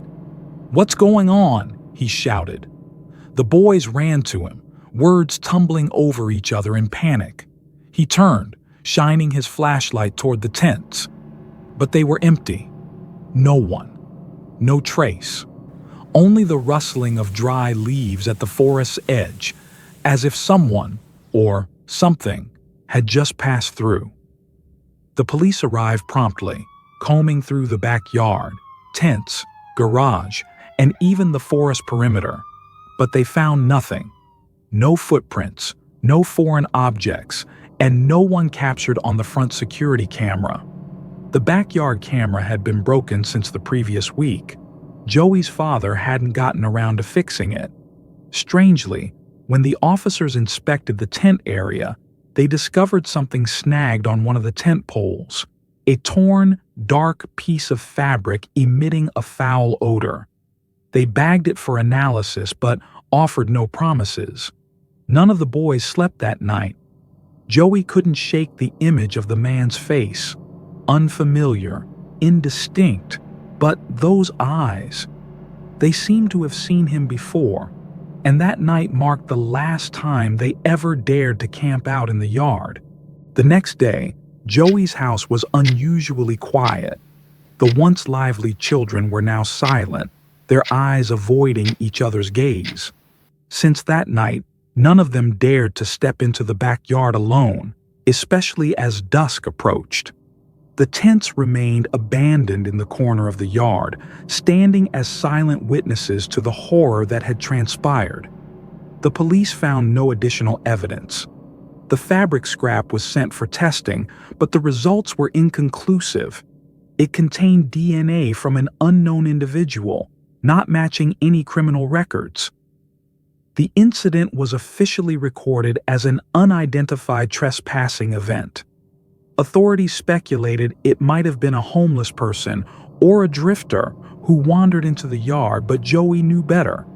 He knew that man wasn't lost or deranged. He knew exactly what he was doing. A few weeks later, Mike visited Joey's house, bringing along a small notebook. While cleaning up after the sleepover, Mike had stumbled upon it in the bushes near the fence. Inside were scrawled, repetitive lines of a single sentence. "You sleep so soundly, but I never sleep." Beneath the writing was a crude drawing, a backyard, 2 tents, and 4 small figures inside. Joey felt a chill run down his spine. He locked the notebook away in a drawer and never ventured into the backyard at night again. His friends gradually avoided discussing that night, but Joey knew that man was still out there, silently watching, and he feared that one day he would hear the sound of a tent zipper opening in the middle of the night once more. No one had warned Katie that a sleepover at her best friend's house would become one of the most terrifying memories of her life. It was a humid summer night when Katie, Sam, and their best friend Melly, who lived in a secluded house deep in the woods, decided to have a weekend sleepover. The house sat on a slope overlooking the ocean, surrounded by dense forest, with no nearby neighbors or streetlights. Only darkness and the sound of waves crashing against the cliffs behind the house. At first, everything was fun. The 3 teenage girls gathered in the living room, playing truth or dare, eating popcorn, and laughing like any carefree sleepover. Then came a bold idea: to take a walk along the gravel path through the forest as a courage challenge. Melly's mother reluctantly agreed. with the warning not to go too far and to return before midnight. That night, the moon was obscured by clouds, casting a dim gray hue over the path. As the three girls walked under the thick canopy, everything became unusually silent. No crickets, no rustling leaves, only the crunch of gravel underfoot, and a strange, foul odor began to permeate the air. "Probably a dead animal nearby," Melly whispered. Then they saw a man. He emerged from the opposite direction, dressed in heavy winter clothing despite the 60-degree warmth. He walked slowly, head slightly bowed, and as they passed him, the stench, an overwhelming smell of rotting flesh, became unbearable. Sam had to cover her mouth and run into the woods to retch. They quickened their pace to return, but when they looked back, he was following them, saying nothing, just silently, steadily closing the distance. And that's when Katie felt her skin crawl, her heart race, and the first true fear took hold. This was no longer a fun night with friends. This was something else entirely. Katie began to walk faster, the crunch of the man's shoes on gravel audible behind her. After throwing up, Sam rejoined her two friends, her eyes wide with fear and hands trembling. Mealy, the one who had lived in this area the longest, was the first to speak. "Don't run, just walk fast. If you run, he'll chase us." The three girls hurried through the darkness, their unsteady footsteps echoing in the eerie silence. The stench of rot lingered around them like a poisonous cloud. Katie wanted to scream, but her throat was parched, as if something were tightening around it. As they neared the turn leading to Melly's house, all three turned around at the same time. The man had stopped walking. He stood motionless in the middle of the road, a tall figure cloaked in shadows. Under the dim moonlight, Katie could see more clearly. His skin was waxy pale, and he held something in his hand, something long, sharp, glinting faintly. "A knife?" "Run!" Mealy shouted. This time they ran. Katie felt her legs go numb, every cell in her body screaming in pain. Sam tripped, and Katie turned back to help her up, her hands sinking into cold, wet mud. They dragged each other through the entrance to Melly's house, and just as they reached the steps, the wooden door swung open. They dove inside, slammed it shut, and locked it tight. Inside the house, no one spoke for several minutes. Melly's mother was still asleep upstairs, and they didn't want to wake her, not unless they were sure. "Is he following us?" Sam whispered. Melly crept to the living room window and barely pulled the curtain aside. Her heart nearly stopped. At the edge of the forest, just about 30 meters from the house, the man stood there, staring directly at them through the glass. Unmoving, unblinking, just staring. Katie turned away. She felt something deeply wrong, not just with the man's actions, but with his very presence. It was like a nightmare stepped out of the shadows, as if he didn't belong to this world. They closed the curtains, turned off all the lights, and hid in the darkness. The three girls huddled close, barely daring to breathe, just praying for daylight. But that night was anything but peaceful. The wall clock read 2:17 a.m. Everything inside Melly's house was so quiet that the ticking sounded like the heartbeat of some enormous being in a dead, silent space. Katie, lying near the window, couldn't sleep. Every time she closed her eyes, the stench of death came flooding back, overwhelming all her senses. Sam and Melly had passed out from exhaustion, but Katie kept her eyes wide open, staring at the ceiling.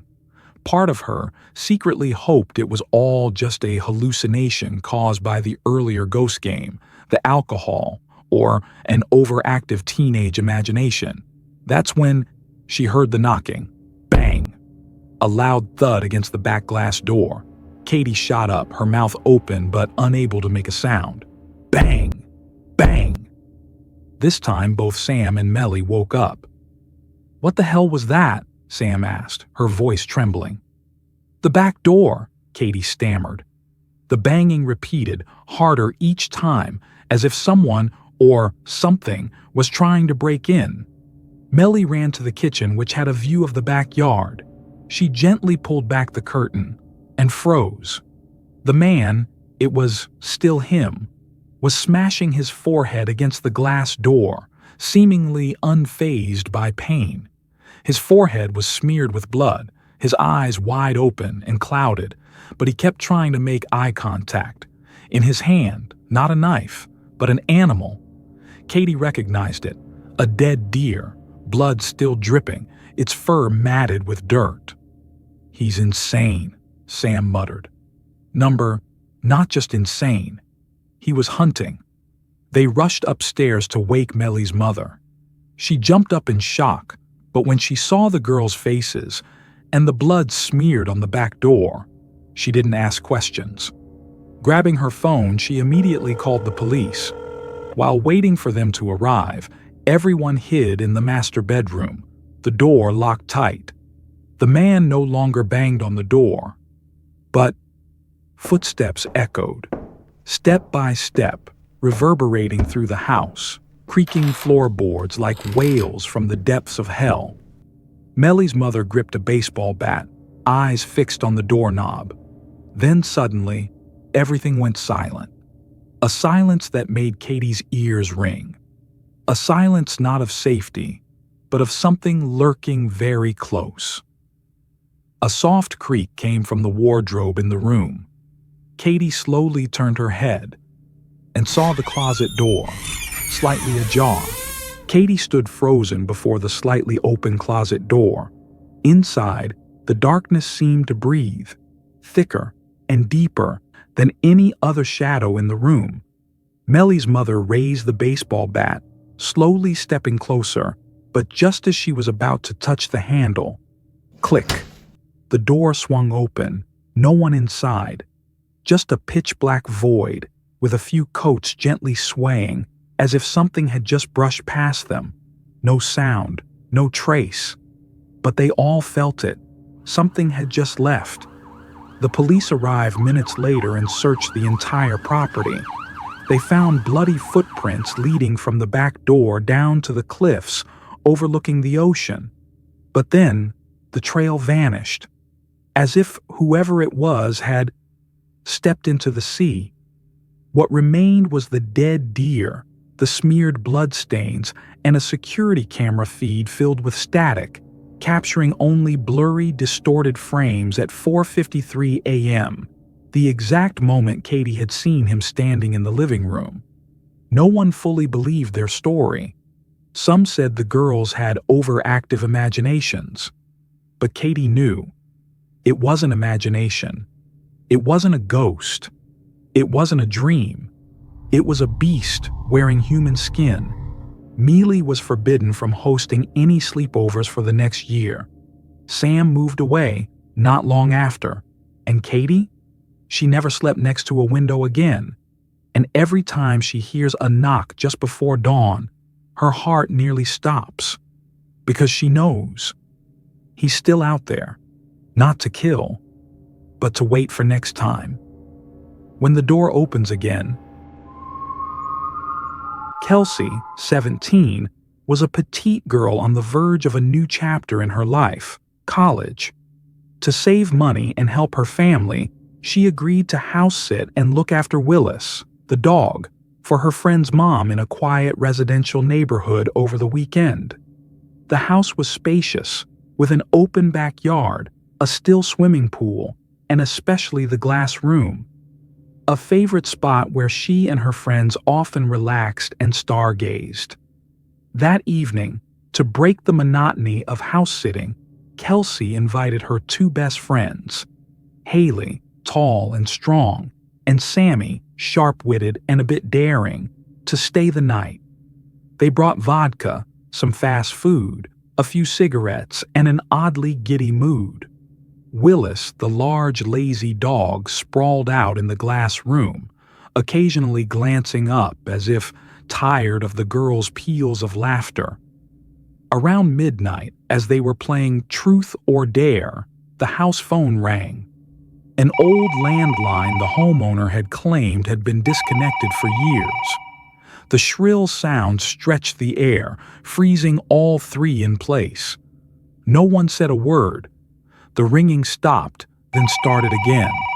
Sammy, ever bold, picked up the receiver. A raspy male voice came through, as if from a different frequency.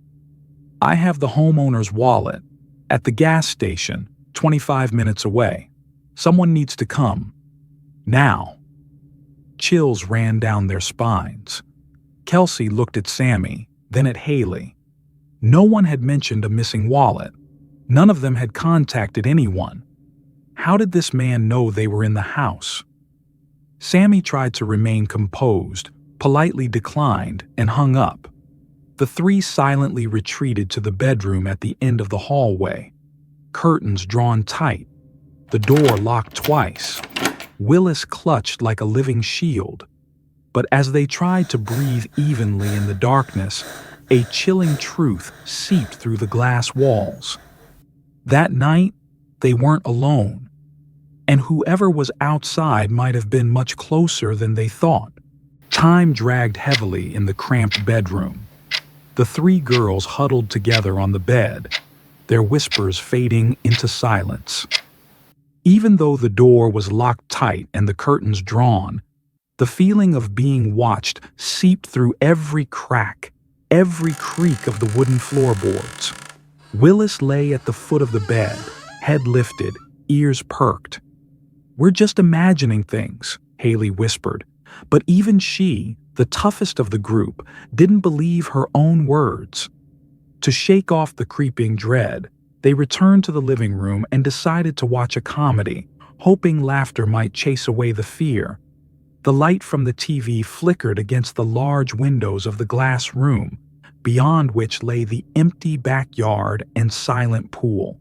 They reassured themselves that this neighborhood was peaceful, that nothing could happen.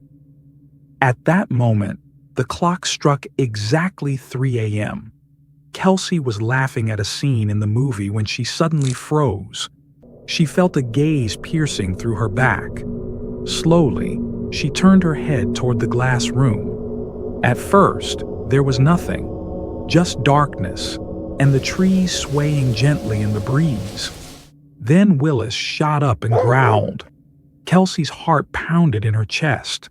She spun to Sammy and Haley, both of whom had just noticed it too. A figure, tall, thin, dressed entirely in black, was standing silently outside the glass door, only a few feet away. His face was covered, revealing only his eyes, which glowed like two burning coals. Normally, Willis would bark furiously at any stranger approaching the house, but this time he just stood there, growling softly, as if he recognized the scent, as if this person had been here before. "We have to get out of here," Kelsey whispered. Sammy crept toward the phone, but there was no signal. "They cut the line," she murmured, her voice catching. Haley rushed to the bedroom door, pulling the other two inside and locking it tight. They sat on the floor, speechless. Outside, footsteps echoed, slow, deliberate, as if the intruder was circling the house, checking every door, every window. Then, a sharp click came from the kitchen. Someone had gotten inside. The click came again, clear, chilling, this time from the living room. The glass door leading to the backyard had been opened. Willis let out a low, strangled growl, retreating behind Kelsey as if he too sensed something was wrong. The three girls could only sit in breathless silence, backs pressed against the bedroom wall. Haley quietly pulled a folding pair of scissors from her backpack, something she always carried just in case. No one spoke a word. Only their eyes met, wide with panic, struggling to stay calm.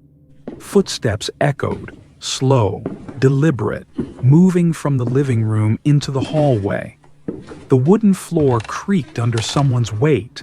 The bedroom doorknob jiggled once, then again, like someone outside was testing it. Click.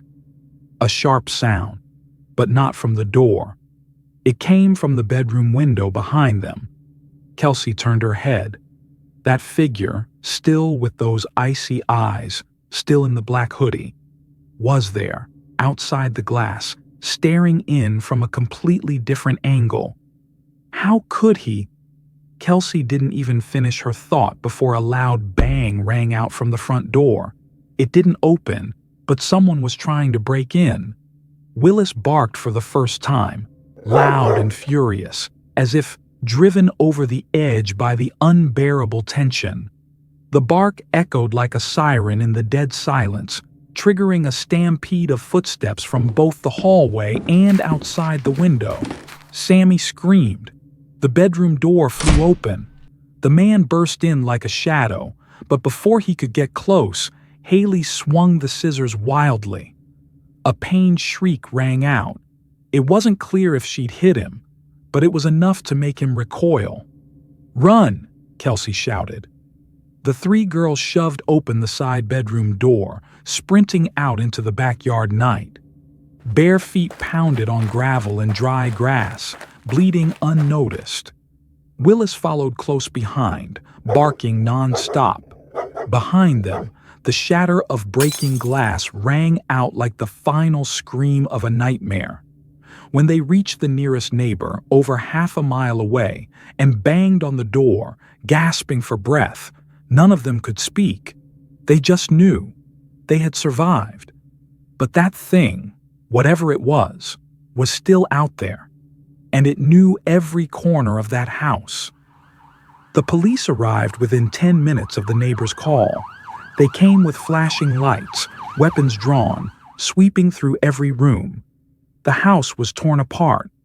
Broken windows, shards of glass scattered across the bedroom floor. The front door showed signs of being pried with a blunt object, but had not been fully breached.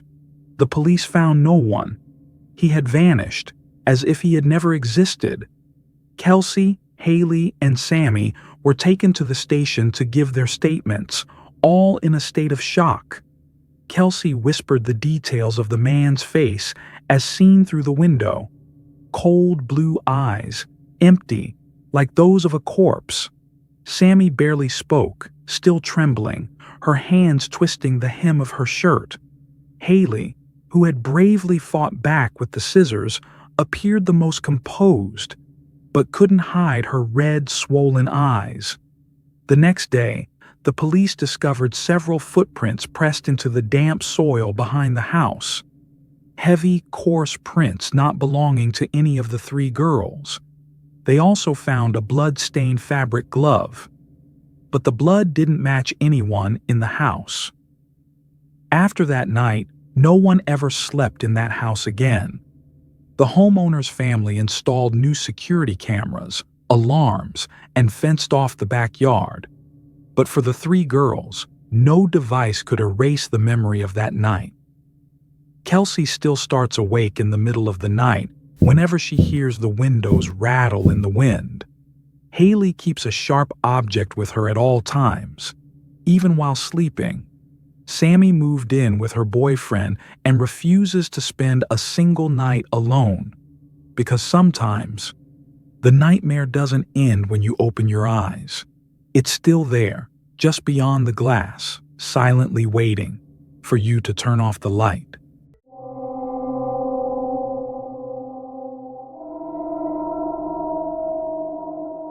The bay was still as a mirror, reflecting the warped July moonlight on gentle waves. Kyle's 27-foot boat drifted lazily in the heart of the night, like a small island carrying music, laughter, and the innocence of youth. Kyle, the guy who always stayed sober amidst drunken nights, was the soul of summer. He didn't drink, didn't smoke. He just loved steering the boat, as if the ocean were the biggest toy he'd ever been allowed to touch. There were 5 other friends on board, including Jason, the only one who couldn't stop staring at the lighthouse on the windbreak island. That lighthouse hadn't been operational for years, yet that night it was lit. A flickering light, like a faint breath struggling to rise against the night. Jason squinted. He couldn't look away. It wasn't the light itself, but a chill creeping down his spine. There was something about the rhythm of that beacon, steady, but somehow wrong, as if someone was signaling. "Kyle, turn off the music," Jason said. No one heard him. He had to repeat it 3 times. Finally, the music stopped, leaving an eerie void in the night. Everyone held their breath. Then, it came. A scream, high-pitched, tearing through the air like claws. A woman's voice, desperate, echoing from a small nearby island, not from the mainland, not from the windbreak island, but from that nameless, silent shadow floating between the two. Jason shot to his feet. "Someone needs help. Did you hear that?" They froze, hearts pounding. A second later, the scream rang out again, clearer this time, trembling. "Please, help me." The look of panic spread among them. No phones, no signal. Just the boat, the water, and a voice calling into the night, like the darkness itself had borrowed a human voice to lure them into a place no one should ever go. And then, as if on instinct, Kyle started the engine. The boat sliced through the water, heading straight into the dark. The engine roared, shattering the silence. Kyle gripped the wheel tightly, eyes locked on the island ahead. Now, nothing more than a faint shadow. No one spoke. The only sounds were the waves being split apart and the wind rushing past the boat's sides like hurried whispers. Jason stood at the bow, the flashlight on his phone trembling in his hand.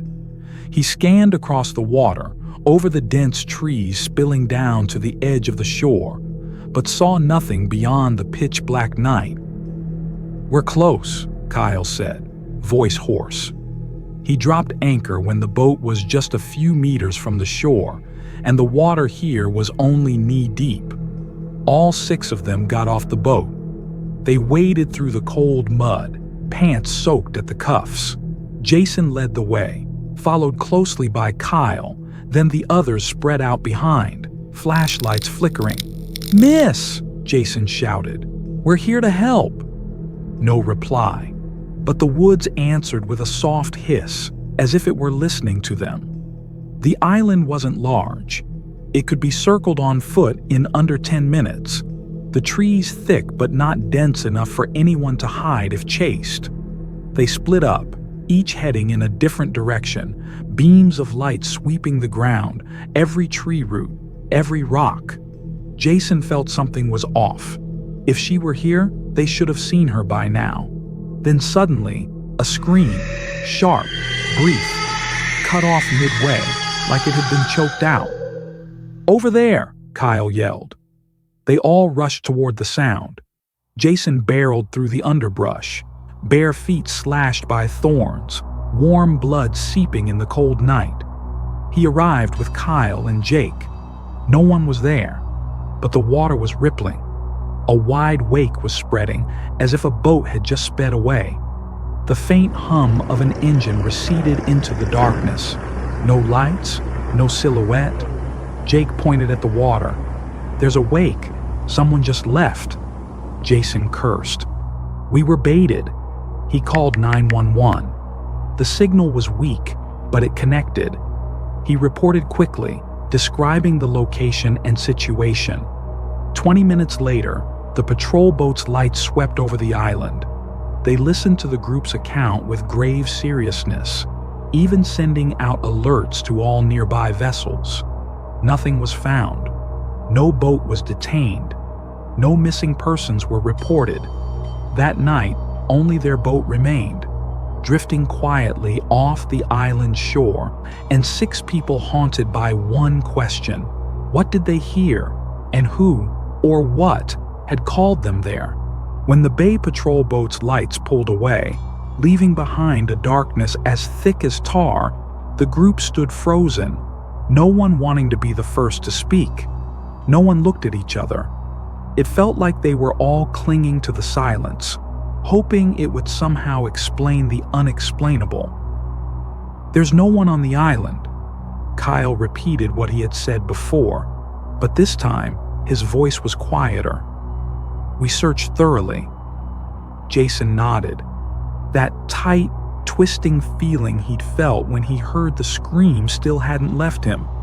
It didn't sound like a random noise. It was someone's last cry, or something's. They returned to the boat. Still, no one spoke. Their footsteps on the damp sand thudded like heavy blows against the ground. But then, as Kyle pulled up the anchor, Jason froze. Something just caught the edge of his vision. In the sand, right where they had come ashore, was an extra footprint. Strange, longer, deeper, as if the walker hadn't been barefoot but wore something heavy, misshapen, asymmetrical. And there was only one trail, no matching pair. Jason swallowed. "Kyle, did anyone else come onto the island?" "I didn't see anyone," Kyle replied, voice shaking. "We counted 6. No one got lost." Jason pointed to the footprint. Everyone turned back. A heavy silence fell over them. The footprint led into the woods. No one said a word. No one dared to follow it. Kyle turned, climbed aboard the boat quickly. The others followed. Jason was the last, but just before jumping up, he looked back. The night wind stirred gently, and the trees rustled like whispers. And then, for just a moment, he saw a figure, standing in the woods, not clearly male or female, not moving, no visible eyes, just standing there, watching. "Jason?" Kyle's voice called from the boat, tense with worry. Jason turned sharply, climbed aboard without a word. When he looked back again, the figure was gone. The boat cut through the water on its way back to the dock. No one laughed. No one mentioned the scream, the footprint, or the figure in the woods. It wasn't until they were sitting in Kyle's backyard, the yellow porch light casting a soft glow, that they began whispering, as if speaking too loud might call the darkness back. Jason looked at each of them. "If that was real," he said quietly, "then we were led there. She, or it, wanted us on the island." Jake looked at him, shivering. "And if we hadn't come back in time?" No one answered.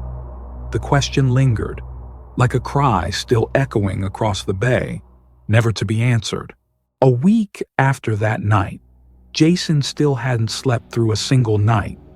Every time he closed his eyes, he heard the scream. Not the initial one, but the scream that was cut off mid-sentence, as if someone had been silenced mid-cry. And the way that sound struck his chest, it couldn't be recreated, and it couldn't be forgotten. The police found nothing. No unidentified boats were recorded in the area. No missing persons were reported. No evidence that anything had ever happened that night. They simply took the group's statements and filed it away as a false alarm. But Jason couldn't forget that footprint. He went back to the island twice, alone, during the day. No signs, no one. Just the same trees, standing silent as if they had never witnessed anything. Each time he went, he brought a knife, a flashlight, and his phone. But both times, when he stepped into the clearing where they had heard the scream, his phone lost all signal, no warning, not a single bar. On the third night after his return, Jason received an anonymous message. No number, no name. Just a single line of text. "I saw you all. I wasn't alone." His blood ran cold. His hands trembled as he reached to call back.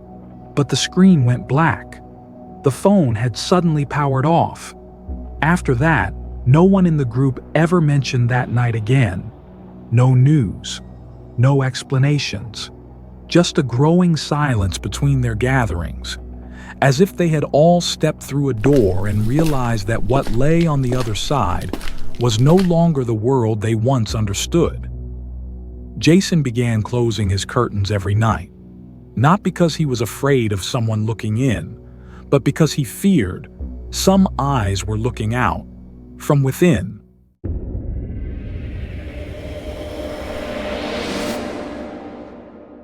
On a moonless night in 1987, the ocean off the coast of Cape Cod was darker than the inside of a nailed-shut coffin. The wind was cold, the sea still, and the sky as if someone had forgotten to paint in the stars.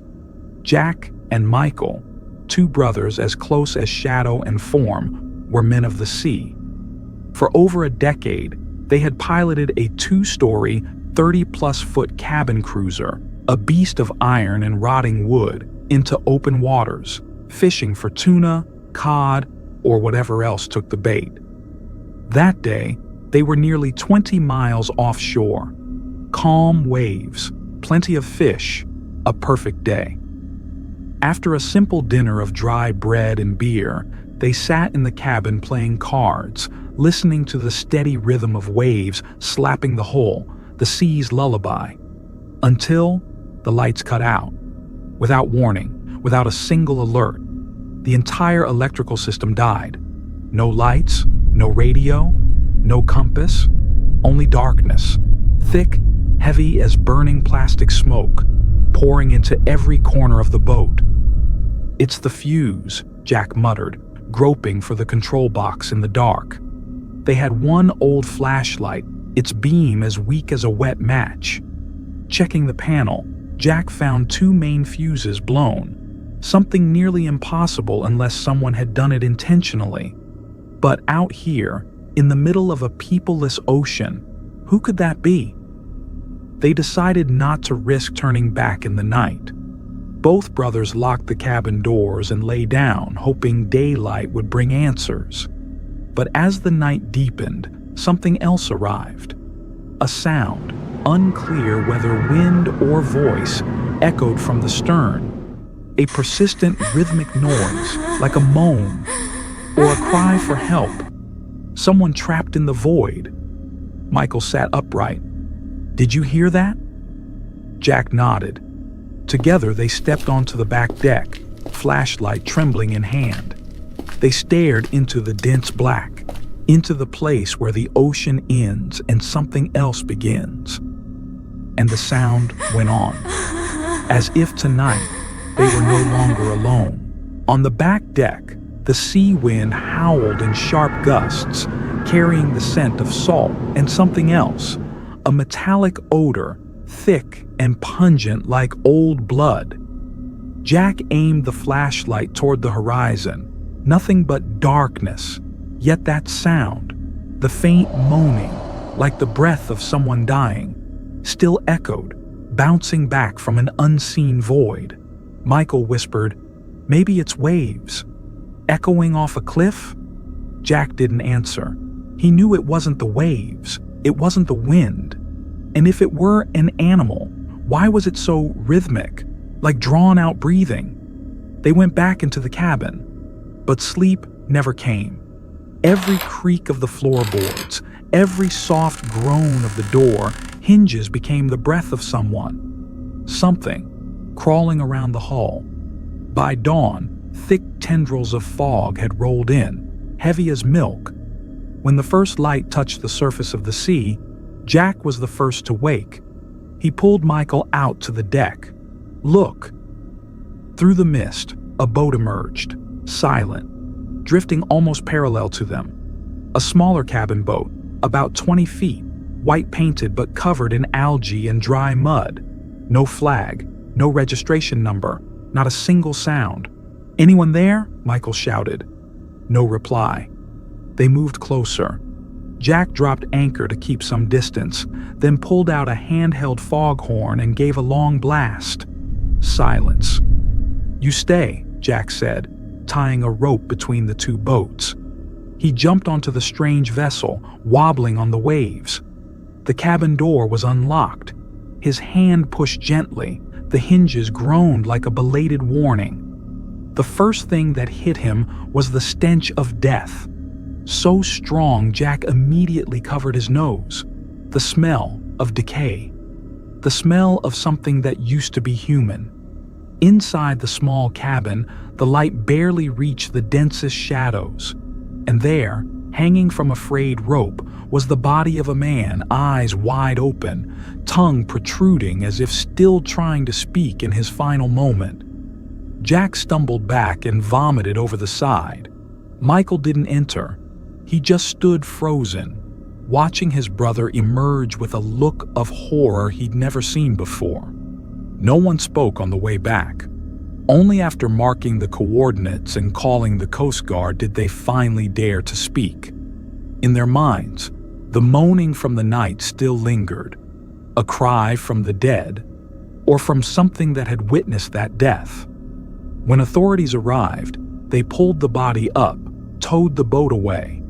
No identification, no wallet, no papers, only the rope and a single line written in pencil inside the cabin. I didn't go alone. For days after they returned, Jack barely ate, barely slept. His eyes were sunken, his mind hazy like someone lost in a dream. Michael tried to pull him out of that state, but every question was met with a shake of the head and a distant gaze. "I still hear it," Jack finally said. "That moaning, it doesn't stop." Michael was about to dismiss it until he heard it too. That night, around 3 a.m., the same time they had heard the moaning at sea, strange sounds came from the cabin. At first, it was just the creak of the floorboards, like someone walking very slowly. Then came the knocking. 3 knocks, evenly spaced, like knuckles tapping on wood. Knock. Pause. Knock. Michael sat up, grabbed the flashlight. Nothing. No one. Jack stood at the cabin door as if he had been there all night. "I knew it would come back," Jack said softly, his eyes fixed on the window. "It's already on our boat." The next morning, Michael found the first sign. 3 handprints formed from salt and water on the glass of the back deck window. They belonged to neither of them. They were larger, longer, like those of someone who had been in the sea for far too long. Michael pressed him for answers, but Jack just repeated, "It doesn't want to die alone. It needs someone to replace it." That night, Jack disappeared. No note, no trace. The police later found their boat adrift in the bay, the anchor dropped amid the fog. On the cabin table, there was a water-stained note, "I'm going with it. Don't look for me." The police mounted a search for nearly a week. No results, nobody, no leads. The ghost boat was later destroyed, but before it was burned, a forensic technician found something odd in the moldy logbook left behind in the cabin.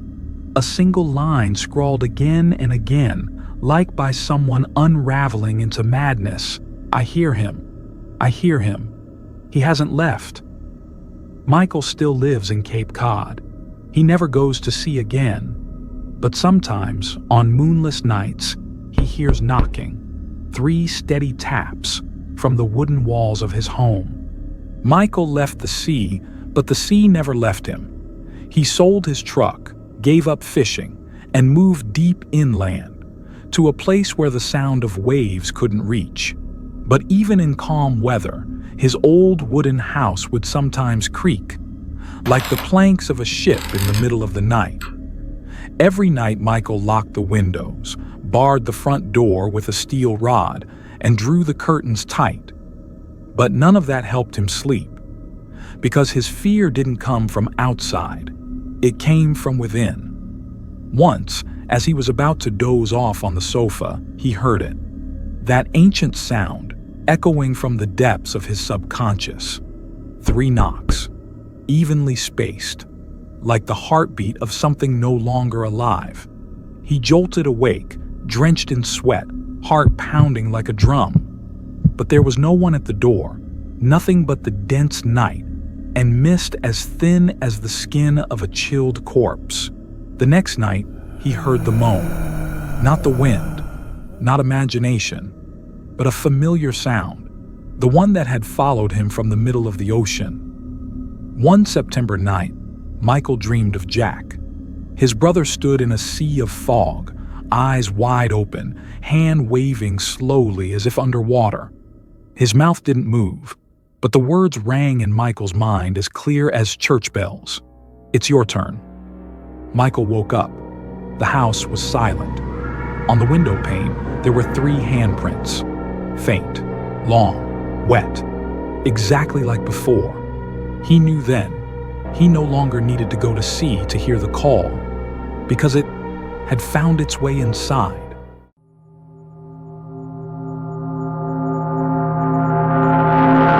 Florida, in the middle of summer. The sun scorched the surface of the private canal that led from their house to the bay. It was the place where both siblings, Alyssa and Jason, had grown up, surrounded by the scent of salt, the sound of waves, and countless afternoons riding the jet ski their dad had bought when they were still in high school. The house sat at the end of the canal, separated from neighbors by a stretch of marsh. The back door opened directly onto the dock. The canal cut through the neighborhood like a fine blade, splitting the world in two, one side safe, the other unknown. That afternoon, they rode the jet ski out into the bay as usual. The sky was a perfect blue, the water unnervingly calm. After nearly an hour weaving between rocky outcrops, they stopped in the middle of the bay, sitting on the jet ski, drifting in the sea breeze. And then he appeared. A small boat drifted closer, old, with peeling paint and a wheezing engine. On the deck was a man in his 50s, balding, with a pot belly, holding a beer can. He smiled, the kind of smile that sent chills, not because it was friendly, but because it looked unused for far too long. "Nice jet ski," he said, eyes fixed on Alyssa. "Young girls like you should be careful. The water gets real deep." Jason nodded with a polite, tight-lipped smile. Alyssa turned her face away. But the man didn't leave. He asked where they lived, if they came out here often, and then, suddenly, "I've got a pool at my place, if you kids want to hang out." "No," Alyssa cut in, soft but firm. "We need to head back." They started the engine, leaving the man floating in the bay. But as they turned into the canal toward home, Jason glanced over his shoulder. That boat, it was still there, and it was turning, slowly, but following them. The jet ski sliced through the water gently as they returned. The canal leading home stretched like a narrow corridor between rows of waterfront houses, each one silent under the afternoon sun, as if holding its breath. Jason looked back again. The man's boat was still there. No lights, no roaring engine. Just a quiet movement, ghost-like, slow, patient, following the exact path they had just traveled. "He might live here," Alyssa whispered, her eyes locked behind them. Her voice tried to stay calm, but Jason could hear the panic creeping into every word. They docked, tied up the jet ski. Both hurried to shut the sliding glass door, lock the gate, and close every curtain in the house. But less than 5 minutes later, from the living room, Jason saw it. The boat, drifting close to their dock. The man didn't step onto land, didn't speak, just sat there, beer can in hand, eyes fixed directly on their window. His stare wasn't just watching, it was claiming, as if the house had always belonged to him. Alyssa pulled Jason back inside. "Should we call the police?" she asked, hands trembling. "Call, now." But when they turned back, the boat was gone. No trace, no engine sound, as if it had never existed. That night, they didn't sleep. Jason kept watch by the door, eyes glued to the backyard that opened onto the canal. Alyssa double-checked every lock. Their dog, Maverick, lay beneath the kitchen table. But every time the wind stirred the curtains, he growled like he saw something invisible. And at exactly 2:43 a.m., Maverick sprang up and barked like mad. Jason rushed to the back door. No one. But the small gate leading to the dock was open. They didn't go outside. Didn't dare. By morning, they found the footprints, wet, distinct, on the wooden deck. Just one set, leading up to the back door, then away. Alyssa burst into tears when Jason saw the scratches on the glass. 3 long, rough gouges, like fingernails dragged across wood. From that day forward, they never used the canal again. The jet ski was covered. The dock was abandoned. But each night, Jason still quietly sat by the window, staring out at the black water, waiting to see if the boat would return, because something told him it had never left. They had done everything, called the police, installed electronic locks, and put up privacy film to block views from outside. But that man, or rather his presence, never disappeared. A week passed, then 2. No more signs. Alyssa began convincing herself that maybe they had imagined too much. Jason said nothing. He just grew quieter and stayed awake through more and more nights. Until the 14th night. Strong winds. A sudden downpour around 11 p.m. Alyssa was in the shower and Jason stood in the kitchen, dim yellow light overhead, eyes fixed on the sliding glass door overlooking the canal. A slight movement made him freeze. The water, which had been torn apart by rain, now held a long trail, like a cut down the current. A boat, no. Lights, no sound, drifted through the rain, silent as a curse. Jason shouted, "Alyssa!" She rushed out, a towel wrapped around her. "What?" He didn't answer. His eyes didn't move from the glass. His hand rose, pointing at the dock. The boat was pulling in. The man was still there, but this time, he stood up. Not hurried, not afraid, just stood, and stepped onto the dock as if he'd always belonged there. Jason grabbed the kitchen knife. Alyssa backed away, trembling. Maverick barked like mad, growling and leaping at the glass door. Footsteps echoed on the wooden deck outside. Then, the knocking. 3 knocks. Clear. On the glass. "Come out," the man's voice rang, calm, steady, as if inviting someone for a walk. "Come out, or I'll come in." Jason stepped back, his phone slipping from his hand. No signal. Alyssa grabbed his hand. "Do something." Then the glass warped, not shattered, but as if something was pressing from the outside, bulging inward. Each subsequent scratch sounded like fingernails clawing inside their skulls. Jason lunged forward and yanked the security door shut. No one outside, no boat, no man. Only rainwater, wet footprints, and 3 deep gouges on the glass. As if someone, or something, had once stood there, touching the final barrier between them and a night with no way back. The next morning, the sky was eerily clear. No trace of the previous night's rain, no puddles, no fallen leaves. Everything was unnaturally clean, except for the sliding glass door. The 3 claw marks were still there, deep, sharp, and cold to the touch. Jason tried to wipe them off, used a glass scraper, even acetone. Nothing worked. They weren't etched on the surface, but within the glass itself. The police came, took a report, but did nothing beyond drafting a soulless summary. No forced entry, no significant damage, no clear evidence. "Do you have cameras?" one officer asked. Jason and Alyssa looked at each other. Both shook their heads. They had thought they wouldn't need any. That night, Alyssa packed a bag and stayed at a friend's house. Jason remained. He said he needed to understand this, but really, he just wanted to be alone with the one question no one dared to ask out loud. Why had he chosen their home? The night was quiet. No rain, no wind, but exactly at 2:43 a.m., Maverick let out a long howl, the kind only a dog gives when it senses something beyond instinct. Jason bolted upright.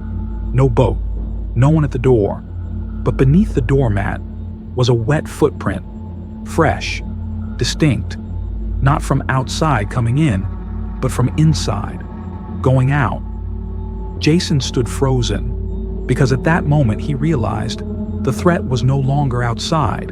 It had already gotten in, and maybe it had never left. And if it was somewhere inside the walls, under the dock, or beneath the floorboards, the next time, it might not stop at just leaving scratches. That July night unfolded like any other summer evening, sweltering, heavy, and full of promise. In a quiet suburban neighborhood, Miranda's house had become the epicenter of organized chaos. No parents home, no supervision, just a shimmering pool lit by string lights and over 100 teenagers freshly escaped from adolescence, drifting on the edge of freedom and recklessness.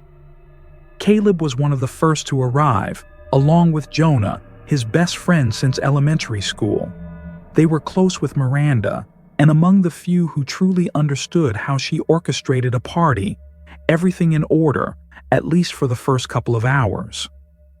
From the kitchen to the living room and spilling out into the backyard, the crowd began to gather around the pool. EDM music thumped from Bluetooth speakers, and floodlights flickered over the water. Some wore bikinis, others didn't bother changing, diving into the pool in soaked underwear. The air was fermented with alcohol and sweat. But then, as the clock struck 11 p.m., the mood began to shift. Miranda frowned at the sight of unfamiliar faces, people she hadn't invited, not classmates, not even friends of classmates, just strangers who pushed through the gate as if they knew the house better than the host herself. "No more people," Miranda typed frantically into the class group chat, her voice broken with frustration. But amid the chaotic music, her band felt like a whisper in a forest. When the police showed up at 1 a.m., thanks to noise complaints from neighbors, the party came to an abrupt end. Red and blue lights swept across the pool, reflecting off empty beer cans and wet footprints on the patio tiles. Most guests scattered as quickly as they had come. In moments, a strange hush fell over the house. Only Miranda, a few close friends, Caleb, Jonah, and Steve, the big guy known for drinking past his limit, remained. They cleaned together in the thinning dark, under the dim yellow glow of the backyard lights. The clatter of empty cans hitting the trash, the crunch of dry grass beneath their feet. Caleb quietly scanned the house, feeling that something very small, very silent was still moving beneath the calm surface, as if something hadn't left, or worse, was still hiding in the shadows, patiently waiting for everyone to grow tired and let their guard down. The house gradually fell into silence. It was close to 3 a.m., and everyone left was beginning to drift from exhaustion and alcohol. Miranda sat on the couch, her hair still wet, arms resting on her knees, eyes lingering on the chaos that had just unfolded. Caleb and Jonah were gathering towels scattered around the pool when a sharp sound came from upstairs. Crack. Everyone froze. It was a small sound, but unmistakable, like a faint splintering of wood. No one spoke for the first few seconds, each trying to rationalize it in their heads. Maybe the house settling, or a strong gust pushing against a window. But Miranda was the first to break the silence. "Did you hear that?" she asked, eyes wide, her voice restrained but edged with panic. Jonah let out a nervous laugh. "Probably Steve. Dude's probably sleepwalking." Miranda shook her head. "Steve's downstairs, and my room's locked." Jonah and Caleb exchanged glances. This wasn't something to joke about anymore. Miranda, usually so composed, was now gripping the armrest tightly. She looked at Caleb. "Go check for me, please." The two friends quietly crept up the stairs, their steps soft as a cat's. The house suddenly felt smaller, every sound echoing too loudly. They opened Miranda's bedroom door. Empty. Nothing seemed out of place. Sheets were smooth, windows shut, bedside lamp still on. "No one's here," Jonah whispered. "You must have imagined it." Caleb wasn't convinced. Something still didn't feel right. He gestured toward the next room, the guest room, formerly Miranda's brother's. The door was unlocked. As they opened it, both boys stopped. Steve was lying on the bed, limbs sprawled, mouth open, snoring like a chainsaw, deeply asleep.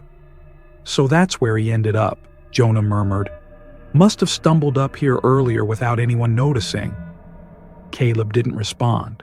A chill rippled down his spine.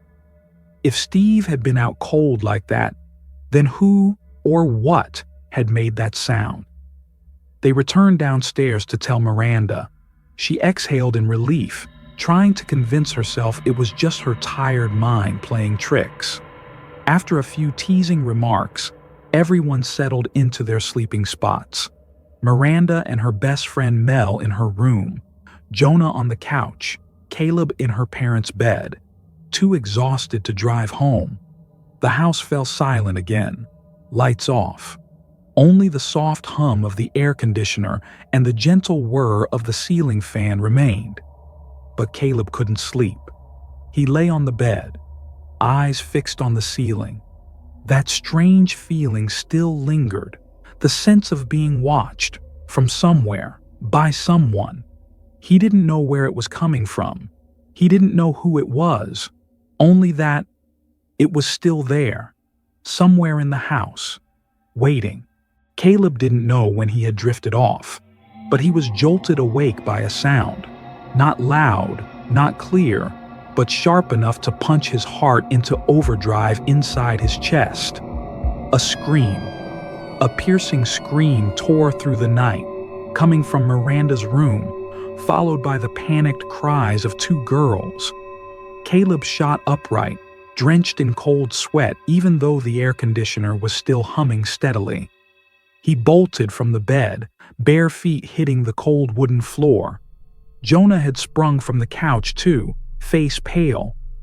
"What the hell?" Caleb didn't wait for an answer. He ran to Miranda's room.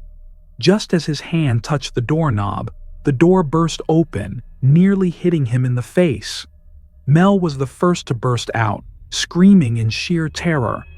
Miranda followed close behind, nearly pushed forward by the force of her horror.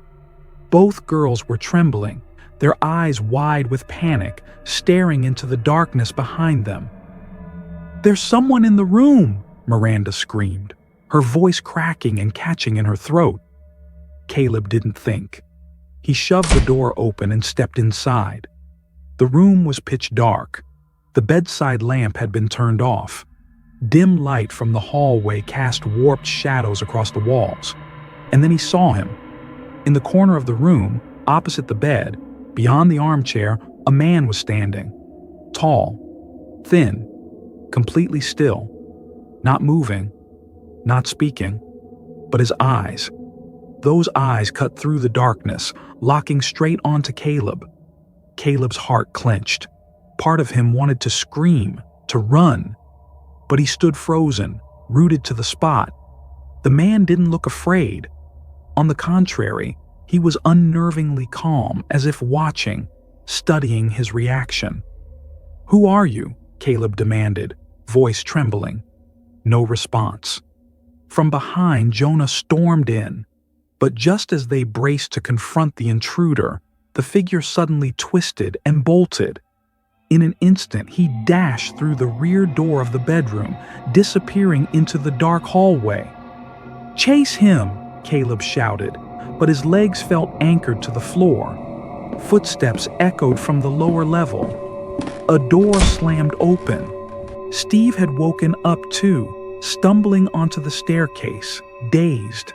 Miranda and Mel were already outside, screaming into the night for the police. It all happened so fast, like a nightmare that sucked the air straight from your lungs. When the police arrived, they searched the entire house. No sign of anyone, no clear evidence of forced entry, no muddy footprints, no broken locks. But everyone knew he had been there. "Maybe he slipped in while the party was packed," one officer suggested. "Waited until you were all too tired to notice." Caleb just nodded, but inside, something was clear, more than anything. That man's eyes, they weren't the eyes of a stranger who wandered in by mistake. They were the eyes of someone who had been waiting for a long, long time. 3 days after that night, Miranda's house still bore the traces of panic. Beer cans left uncleaned, a single flip-flop overturned in the entryway, and a faint handprint on the glass of the back door, the only trace the police kept, though they said nothing conclusive could be analyzed. Miranda moved in temporarily with her grandmother. Mel skipped her entire summer vacation to stay with her sister in another state. Steve refused to talk about what happened, only repeating, "I don't know. I didn't hear anything." Caleb and Jonah, despite trying to act normal, had trouble sleeping every night. Something from that night still clung to them. Not a shadow, but a sensation. An invisible void, as if someone always lingered on the edge of their vision, disappearing the moment they turned their heads. A week later, Miranda called Caleb. "He knew my name," she whispered over the phone. Caleb stayed silent. "I remember now. When he was in the room, he wasn't just staring at me. He whispered, almost inaudibly. But I heard it. My name. That can't be a coincidence, right?" Caleb didn't know what to say. His hand gripped the phone tightly. The room around him felt a little colder. "Do you think he's been here before?" she asked. The question hung in the air, unanswered. But at that moment, somewhere in Caleb's mind, the images of that chaotic night resurfaced. Unfamiliar faces, the unlocked back door, eyes from the darkness. No one knew who he was. No one was sure he had ever truly left. And from that day forward, Caleb began locking every door, every night. But sometimes, in the dead of night, he still felt it. Someone standing just outside the window, waiting. Ryan was the introverted type, someone who found peace in places rarely visited by others. Every weekend, while others gathered at bars or family BBQs, he strapped his kayak to the roof of his car, packed a bottle of water, a few protein bars, and drove nearly an hour to a secluded stream.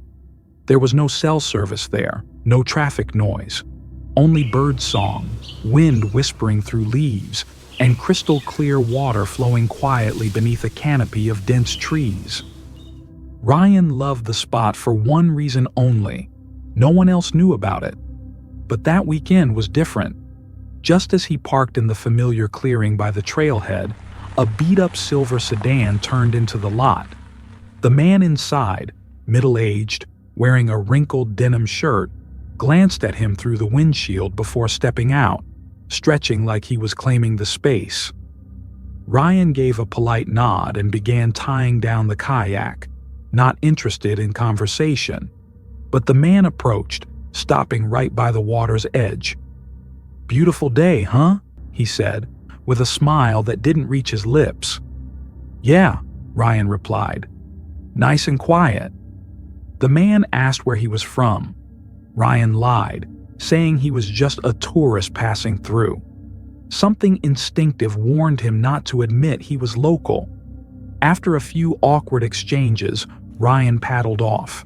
He assumed the odd encounter was just a coincidence. But 20 minutes later, he heard a noise, the soft snap of a branch from the shore. Turning his head through the trees, he saw the man again, standing between two oaks, half concealed by the trunk, as if watching him. Ryan didn't scream, didn't call out. He just kept paddling, heart pounding. That day, the water seemed stiller than usual, and the forest, silent to the point of suffocation. Ryan didn't look back again, but he knew the man was still there. Every paddle stroke matched the beat of his heart. This was no longer a peaceful escape. The water no longer seemed crystal clear. It was murky with suspicion. The air felt stripped from the forest, leaving behind a silence stretched taut like a drumhead. He paddled deeper into the woods. The stream narrowed, tree roots from both banks intertwining like claws gripping the water's surface. But no matter how far he went, whenever he paused his strokes, he heard it, the faint crunch of footsteps on decaying leaves from the shore. Ryan fought to stay calm. He couldn't call for help, no signal, no passers-by. And if he screamed, no one but that man would hear. He pulled out his phone, opened the camera as an excuse, and discreetly filmed the shoreline. Nothing there. But Ryan could still feel those eyes on him, patient and silent, like a snake waiting to strike. He couldn't go on like this. Taking a deep breath, Ryan turned the kayak around, pointing the bow upstream, back toward where his car was parked. Every stroke now was a tactical retreat. He rehearsed the plan in his head: reach the car, drive straight to the police, or at least get home, lock every door, and set up cameras. But as he neared the parking area, his heart nearly stopped. The silver sedan was still there, and the back window of his car, smashed. Shards of glass glittered on the ground. He froze, heart pounding wildly. The man had gotten there first. He broke into his car. He might be waiting. Ryan didn't go closer. Instead, he steered the kayak into the brush along the shore, quietly slipping into the forest. He held his phone, finally showing a signal bar, and called 911, his voice shaking like he had a fever. "There's someone following me. He might be in my car. Please, I need help." The police told him to stay put. He crouched behind nearby bushes, eyes locked on his vehicle. 1 minute, 5, 10 minutes passed like hours. When the police cruiser finally arrived, Ryan nearly sobbed with relief. 2 officers stepped out. He emerged from the brush, pointing at his car. They opened the rear door, and there was the man, curled up like a predator, waiting for Ryan to return so he could strike. Ryan doesn't remember what he screamed or what he felt when they cuffed the man. He remembers only one thing: the man's eyes as he was led to the cruiser. Still the same as before. Not angry, not deranged, just quiet, waiting. Ryan thought it was over when the police took the man away. He was safe, unharmed, lost nothing but the rear window of his car and a little faith in the peace of nature. But he was wrong. Police said the man wouldn't give his name. No ID. Fingerprints didn't match any database. They kept him for a few days on a temporary hold for property damage, then had to release him. No grounds for further detention. He vanished. And Ryan was now a man living in a box called vigilance. The first week, he didn't dare return to the stream. Still, every morning, he checked the window as soon as he woke up and checked if the doors were locked tight. One time, he saw muddy footprints on the porch. Faint, but enough to keep him up all night. Another night there was knocking. 3 knocks, not loud, not frantic, just precisely at 3 a.m. He jumped up, grabbed a baseball bat, and opened the front door after peeking through the peephole. No one there, but in the middle of the yard, right under the porch light, was a small stone, neatly placed, etched with 3 words, carved by blade or nail: "Your turn now." Ryan called the police. They checked, installed a camera, but on the nights that followed, nothing happened. Everything felt like an extended game where the player hides, not leaving traces, just leaving the feeling. And that feeling, that's what killed Ryan day by day. By the 3rd week, he decided to leave town. He booked a flight, planned to move out west where his sister lived. New environment, new people, a place where every gaze would be harmless. On his final night, Ryan stayed up packing late. Around 2 a.m., he sat on his bed, glass of water in hand, staring at the ceiling. And then, instinctively, he turned toward the window. His heart seized. A face, right outside the glass. No doorbell, no knock, no movement. Just standing there, staring at him. So close he could see the breath fogging up the glass. Ryan didn't move. The glass slipped from his hand. His eyes locked on the figure. But in the next second, when he rushed to the window, the face was gone. Police came, searched again, and found nothing. But Ryan knew. The man had never left. And the worst part wasn't being watched. It was knowing. You're never truly alone. Ryan left town the very next morning. He didn't tell anyone, didn't say goodbye to his co-workers, just left the keys in the mailbox and sent a single message to the landlord. "Thank you for everything. I need to go." The flight took him to Portland, where his sister had a small, quiet, sunlit room waiting.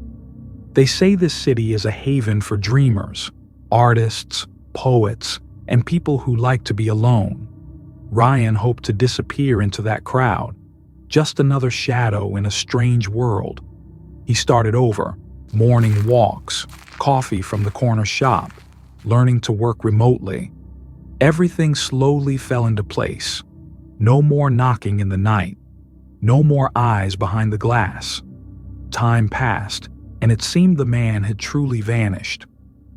Until one afternoon, while Ryan was waiting in line at a local bookstore, he happened to glance at the security camera mounted near the ceiling. A black and white monitor displayed 4 angles of the store. In the lower left corner, where a chair sat near the front window, was a man, wearing a denim shirt, shoulder-length hair. Ryan spun around. The chair was empty. He stepped onto the sidewalk, eyes scanning the street. No one. When he returned, the bookseller asked, "Something wrong?" Ryan forced a weak smile. "No, nothing at all." He told himself it might have been a mistake, a trick of the eye, maybe just someone who looked like him. But that night, back home, he checked every lock, drew every curtain, and before bed, he placed a small mirror across from his bedroom window, not to look at himself, but to be sure. If someone stood out there again, this time, he'd see them first. It was the annual camping trip of 3 close friends, Mark, Luke, and Jordan. They had kept the tradition going since high school, each summer, a new destination. That year, they chose West Glacier, Montana, a pristine wilderness over an hour's drive from the nearest town. They arrived on a lightly sunny Friday morning. The first day passed peacefully, setting up camp, fishing, and taking photos for Luke's semi-professional photography portfolio. As night fell, they lit a campfire, grilled sausages, and shared stories. Everything was so ordinary that it bordered on boring, until the second night. Around 11 p.m., just as the fire had dwindled, the 3 retreated to their tents. Jordan, always the last to fall asleep, lay staring at the tent ceiling. listening to the insects and the rustling of the forest wind. But then, beneath the natural sounds came something else, a whisper, distant, faint. "Hello," a woman's voice, weak, but not the wind. Jordan shot upright. "Did you hear that?" he shouted toward Luke's tent. "Heard it," Luke replied, his voice low and tense. "Someone's out there." All three scrambled from their tents, standing close together, scanning the darkness. Flashlights cut through the trees. Nothing. But the voice came again, closer now, clearer. "Hello?" This time, the voice was right at the edge of their campsite, and Jordan realized it wasn't the voice of an old woman, as they had first assumed. It was a man, deliberately mimicking a female voice. Forced, unnatural, as if someone was mocking their fear. Then suddenly, Jordan's tent was yanked violently. Something was shaking it with wild force, as if trying to tear it down. "Get out!" Mark screamed. Immediately, footsteps rang out, circling the camp. And then, silence. Not a rustling leaf, not a breath. Just three survivors in the woods, holding their breath, waiting for something they couldn't name. None of the three friends slept that night. After the footsteps faded, they huddled together in the middle of the campsite, backs pressed against each other, each clutching a smoldering stick or a small camping knife. No one spoke. No one laughed. Only the ticking of their inner clocks counted down each second in silence.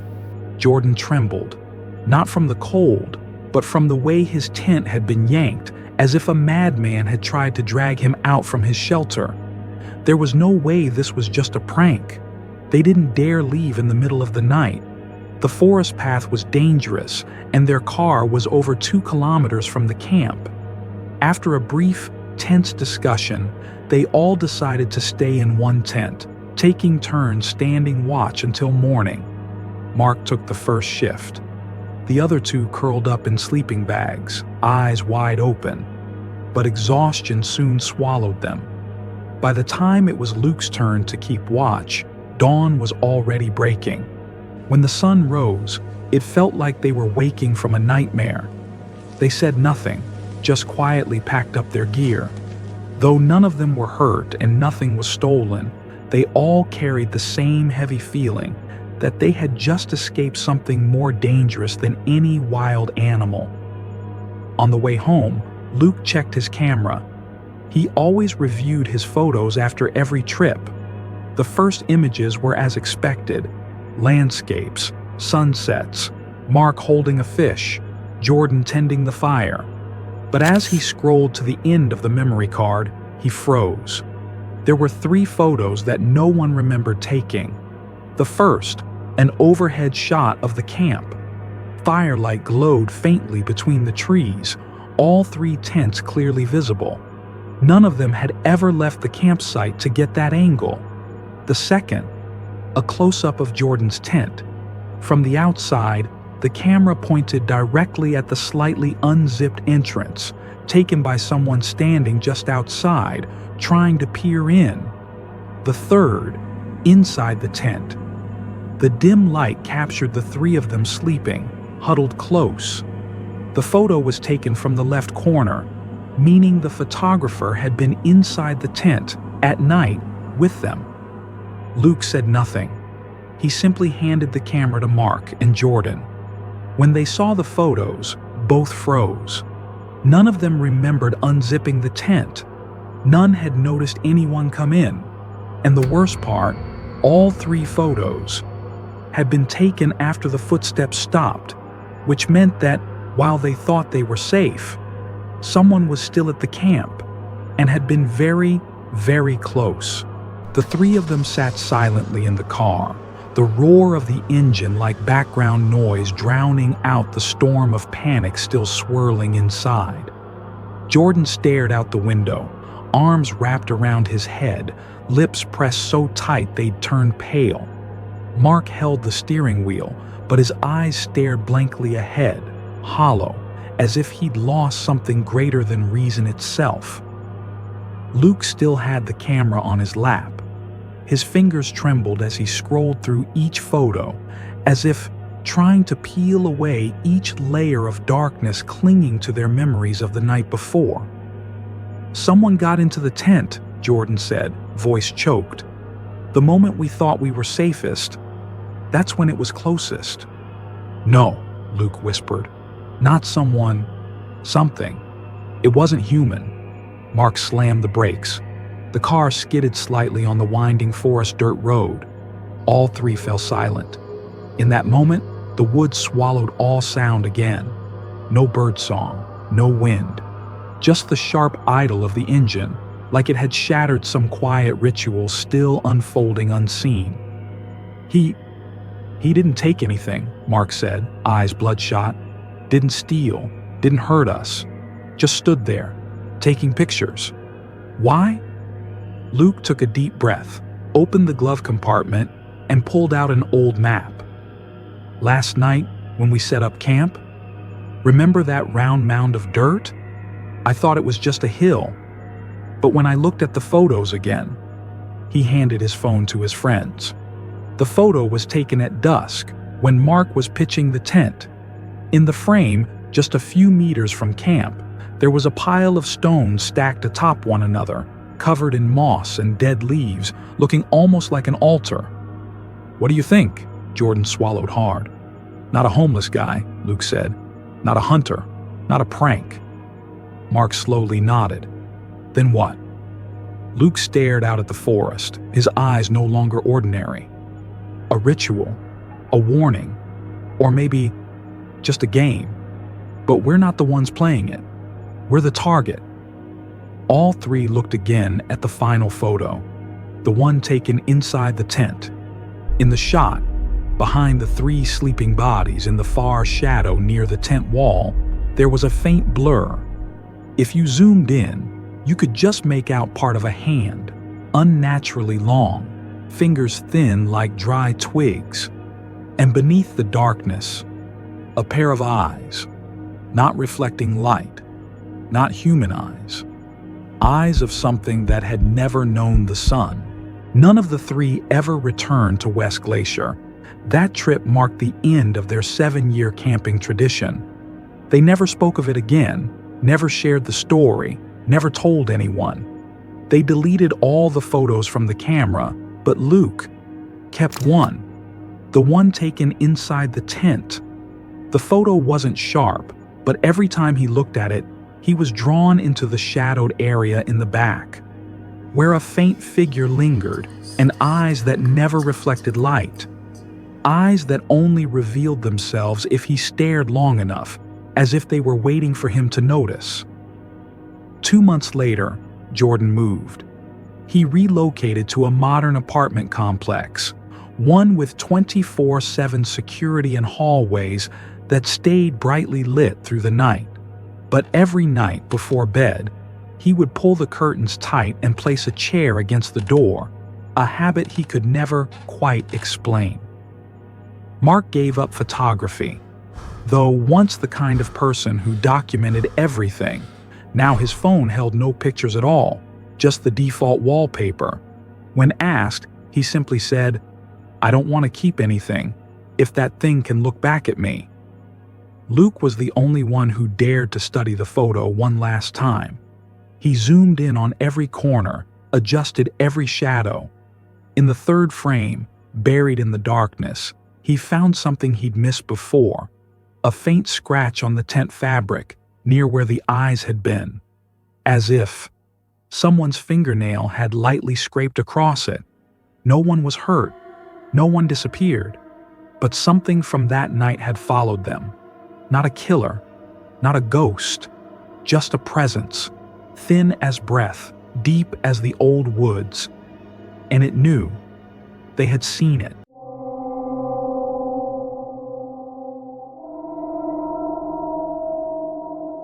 You're still here, good. But ask yourself, have you looked over your shoulder at any point? Are you sure that clicking sound in the room isn't something moving, very softly? We've just gone through 6 types of nightmares. Each one came from a place you once felt safe. A lover, a delivery, a Peter, a friend, a trip, a summer. And if you think, at least it's over now, let me tell you one thing. The scariest part always happens after you turn the video off. Which story stuck with you the most? Leave a comment below, because within every comment, there might be a future video waiting to be told. If your heart beat a little faster at any point, hit like. Not because the video needs it, but so, you're still capable of feeling what's real. And subscribe, not just to see the next upload, but to make sure that the next time you hear a story that feels a little too familiar, you're not the only one. We are Creepline, where every door, even when closed, sometimes lets something slip through. Sleep well, if you dare.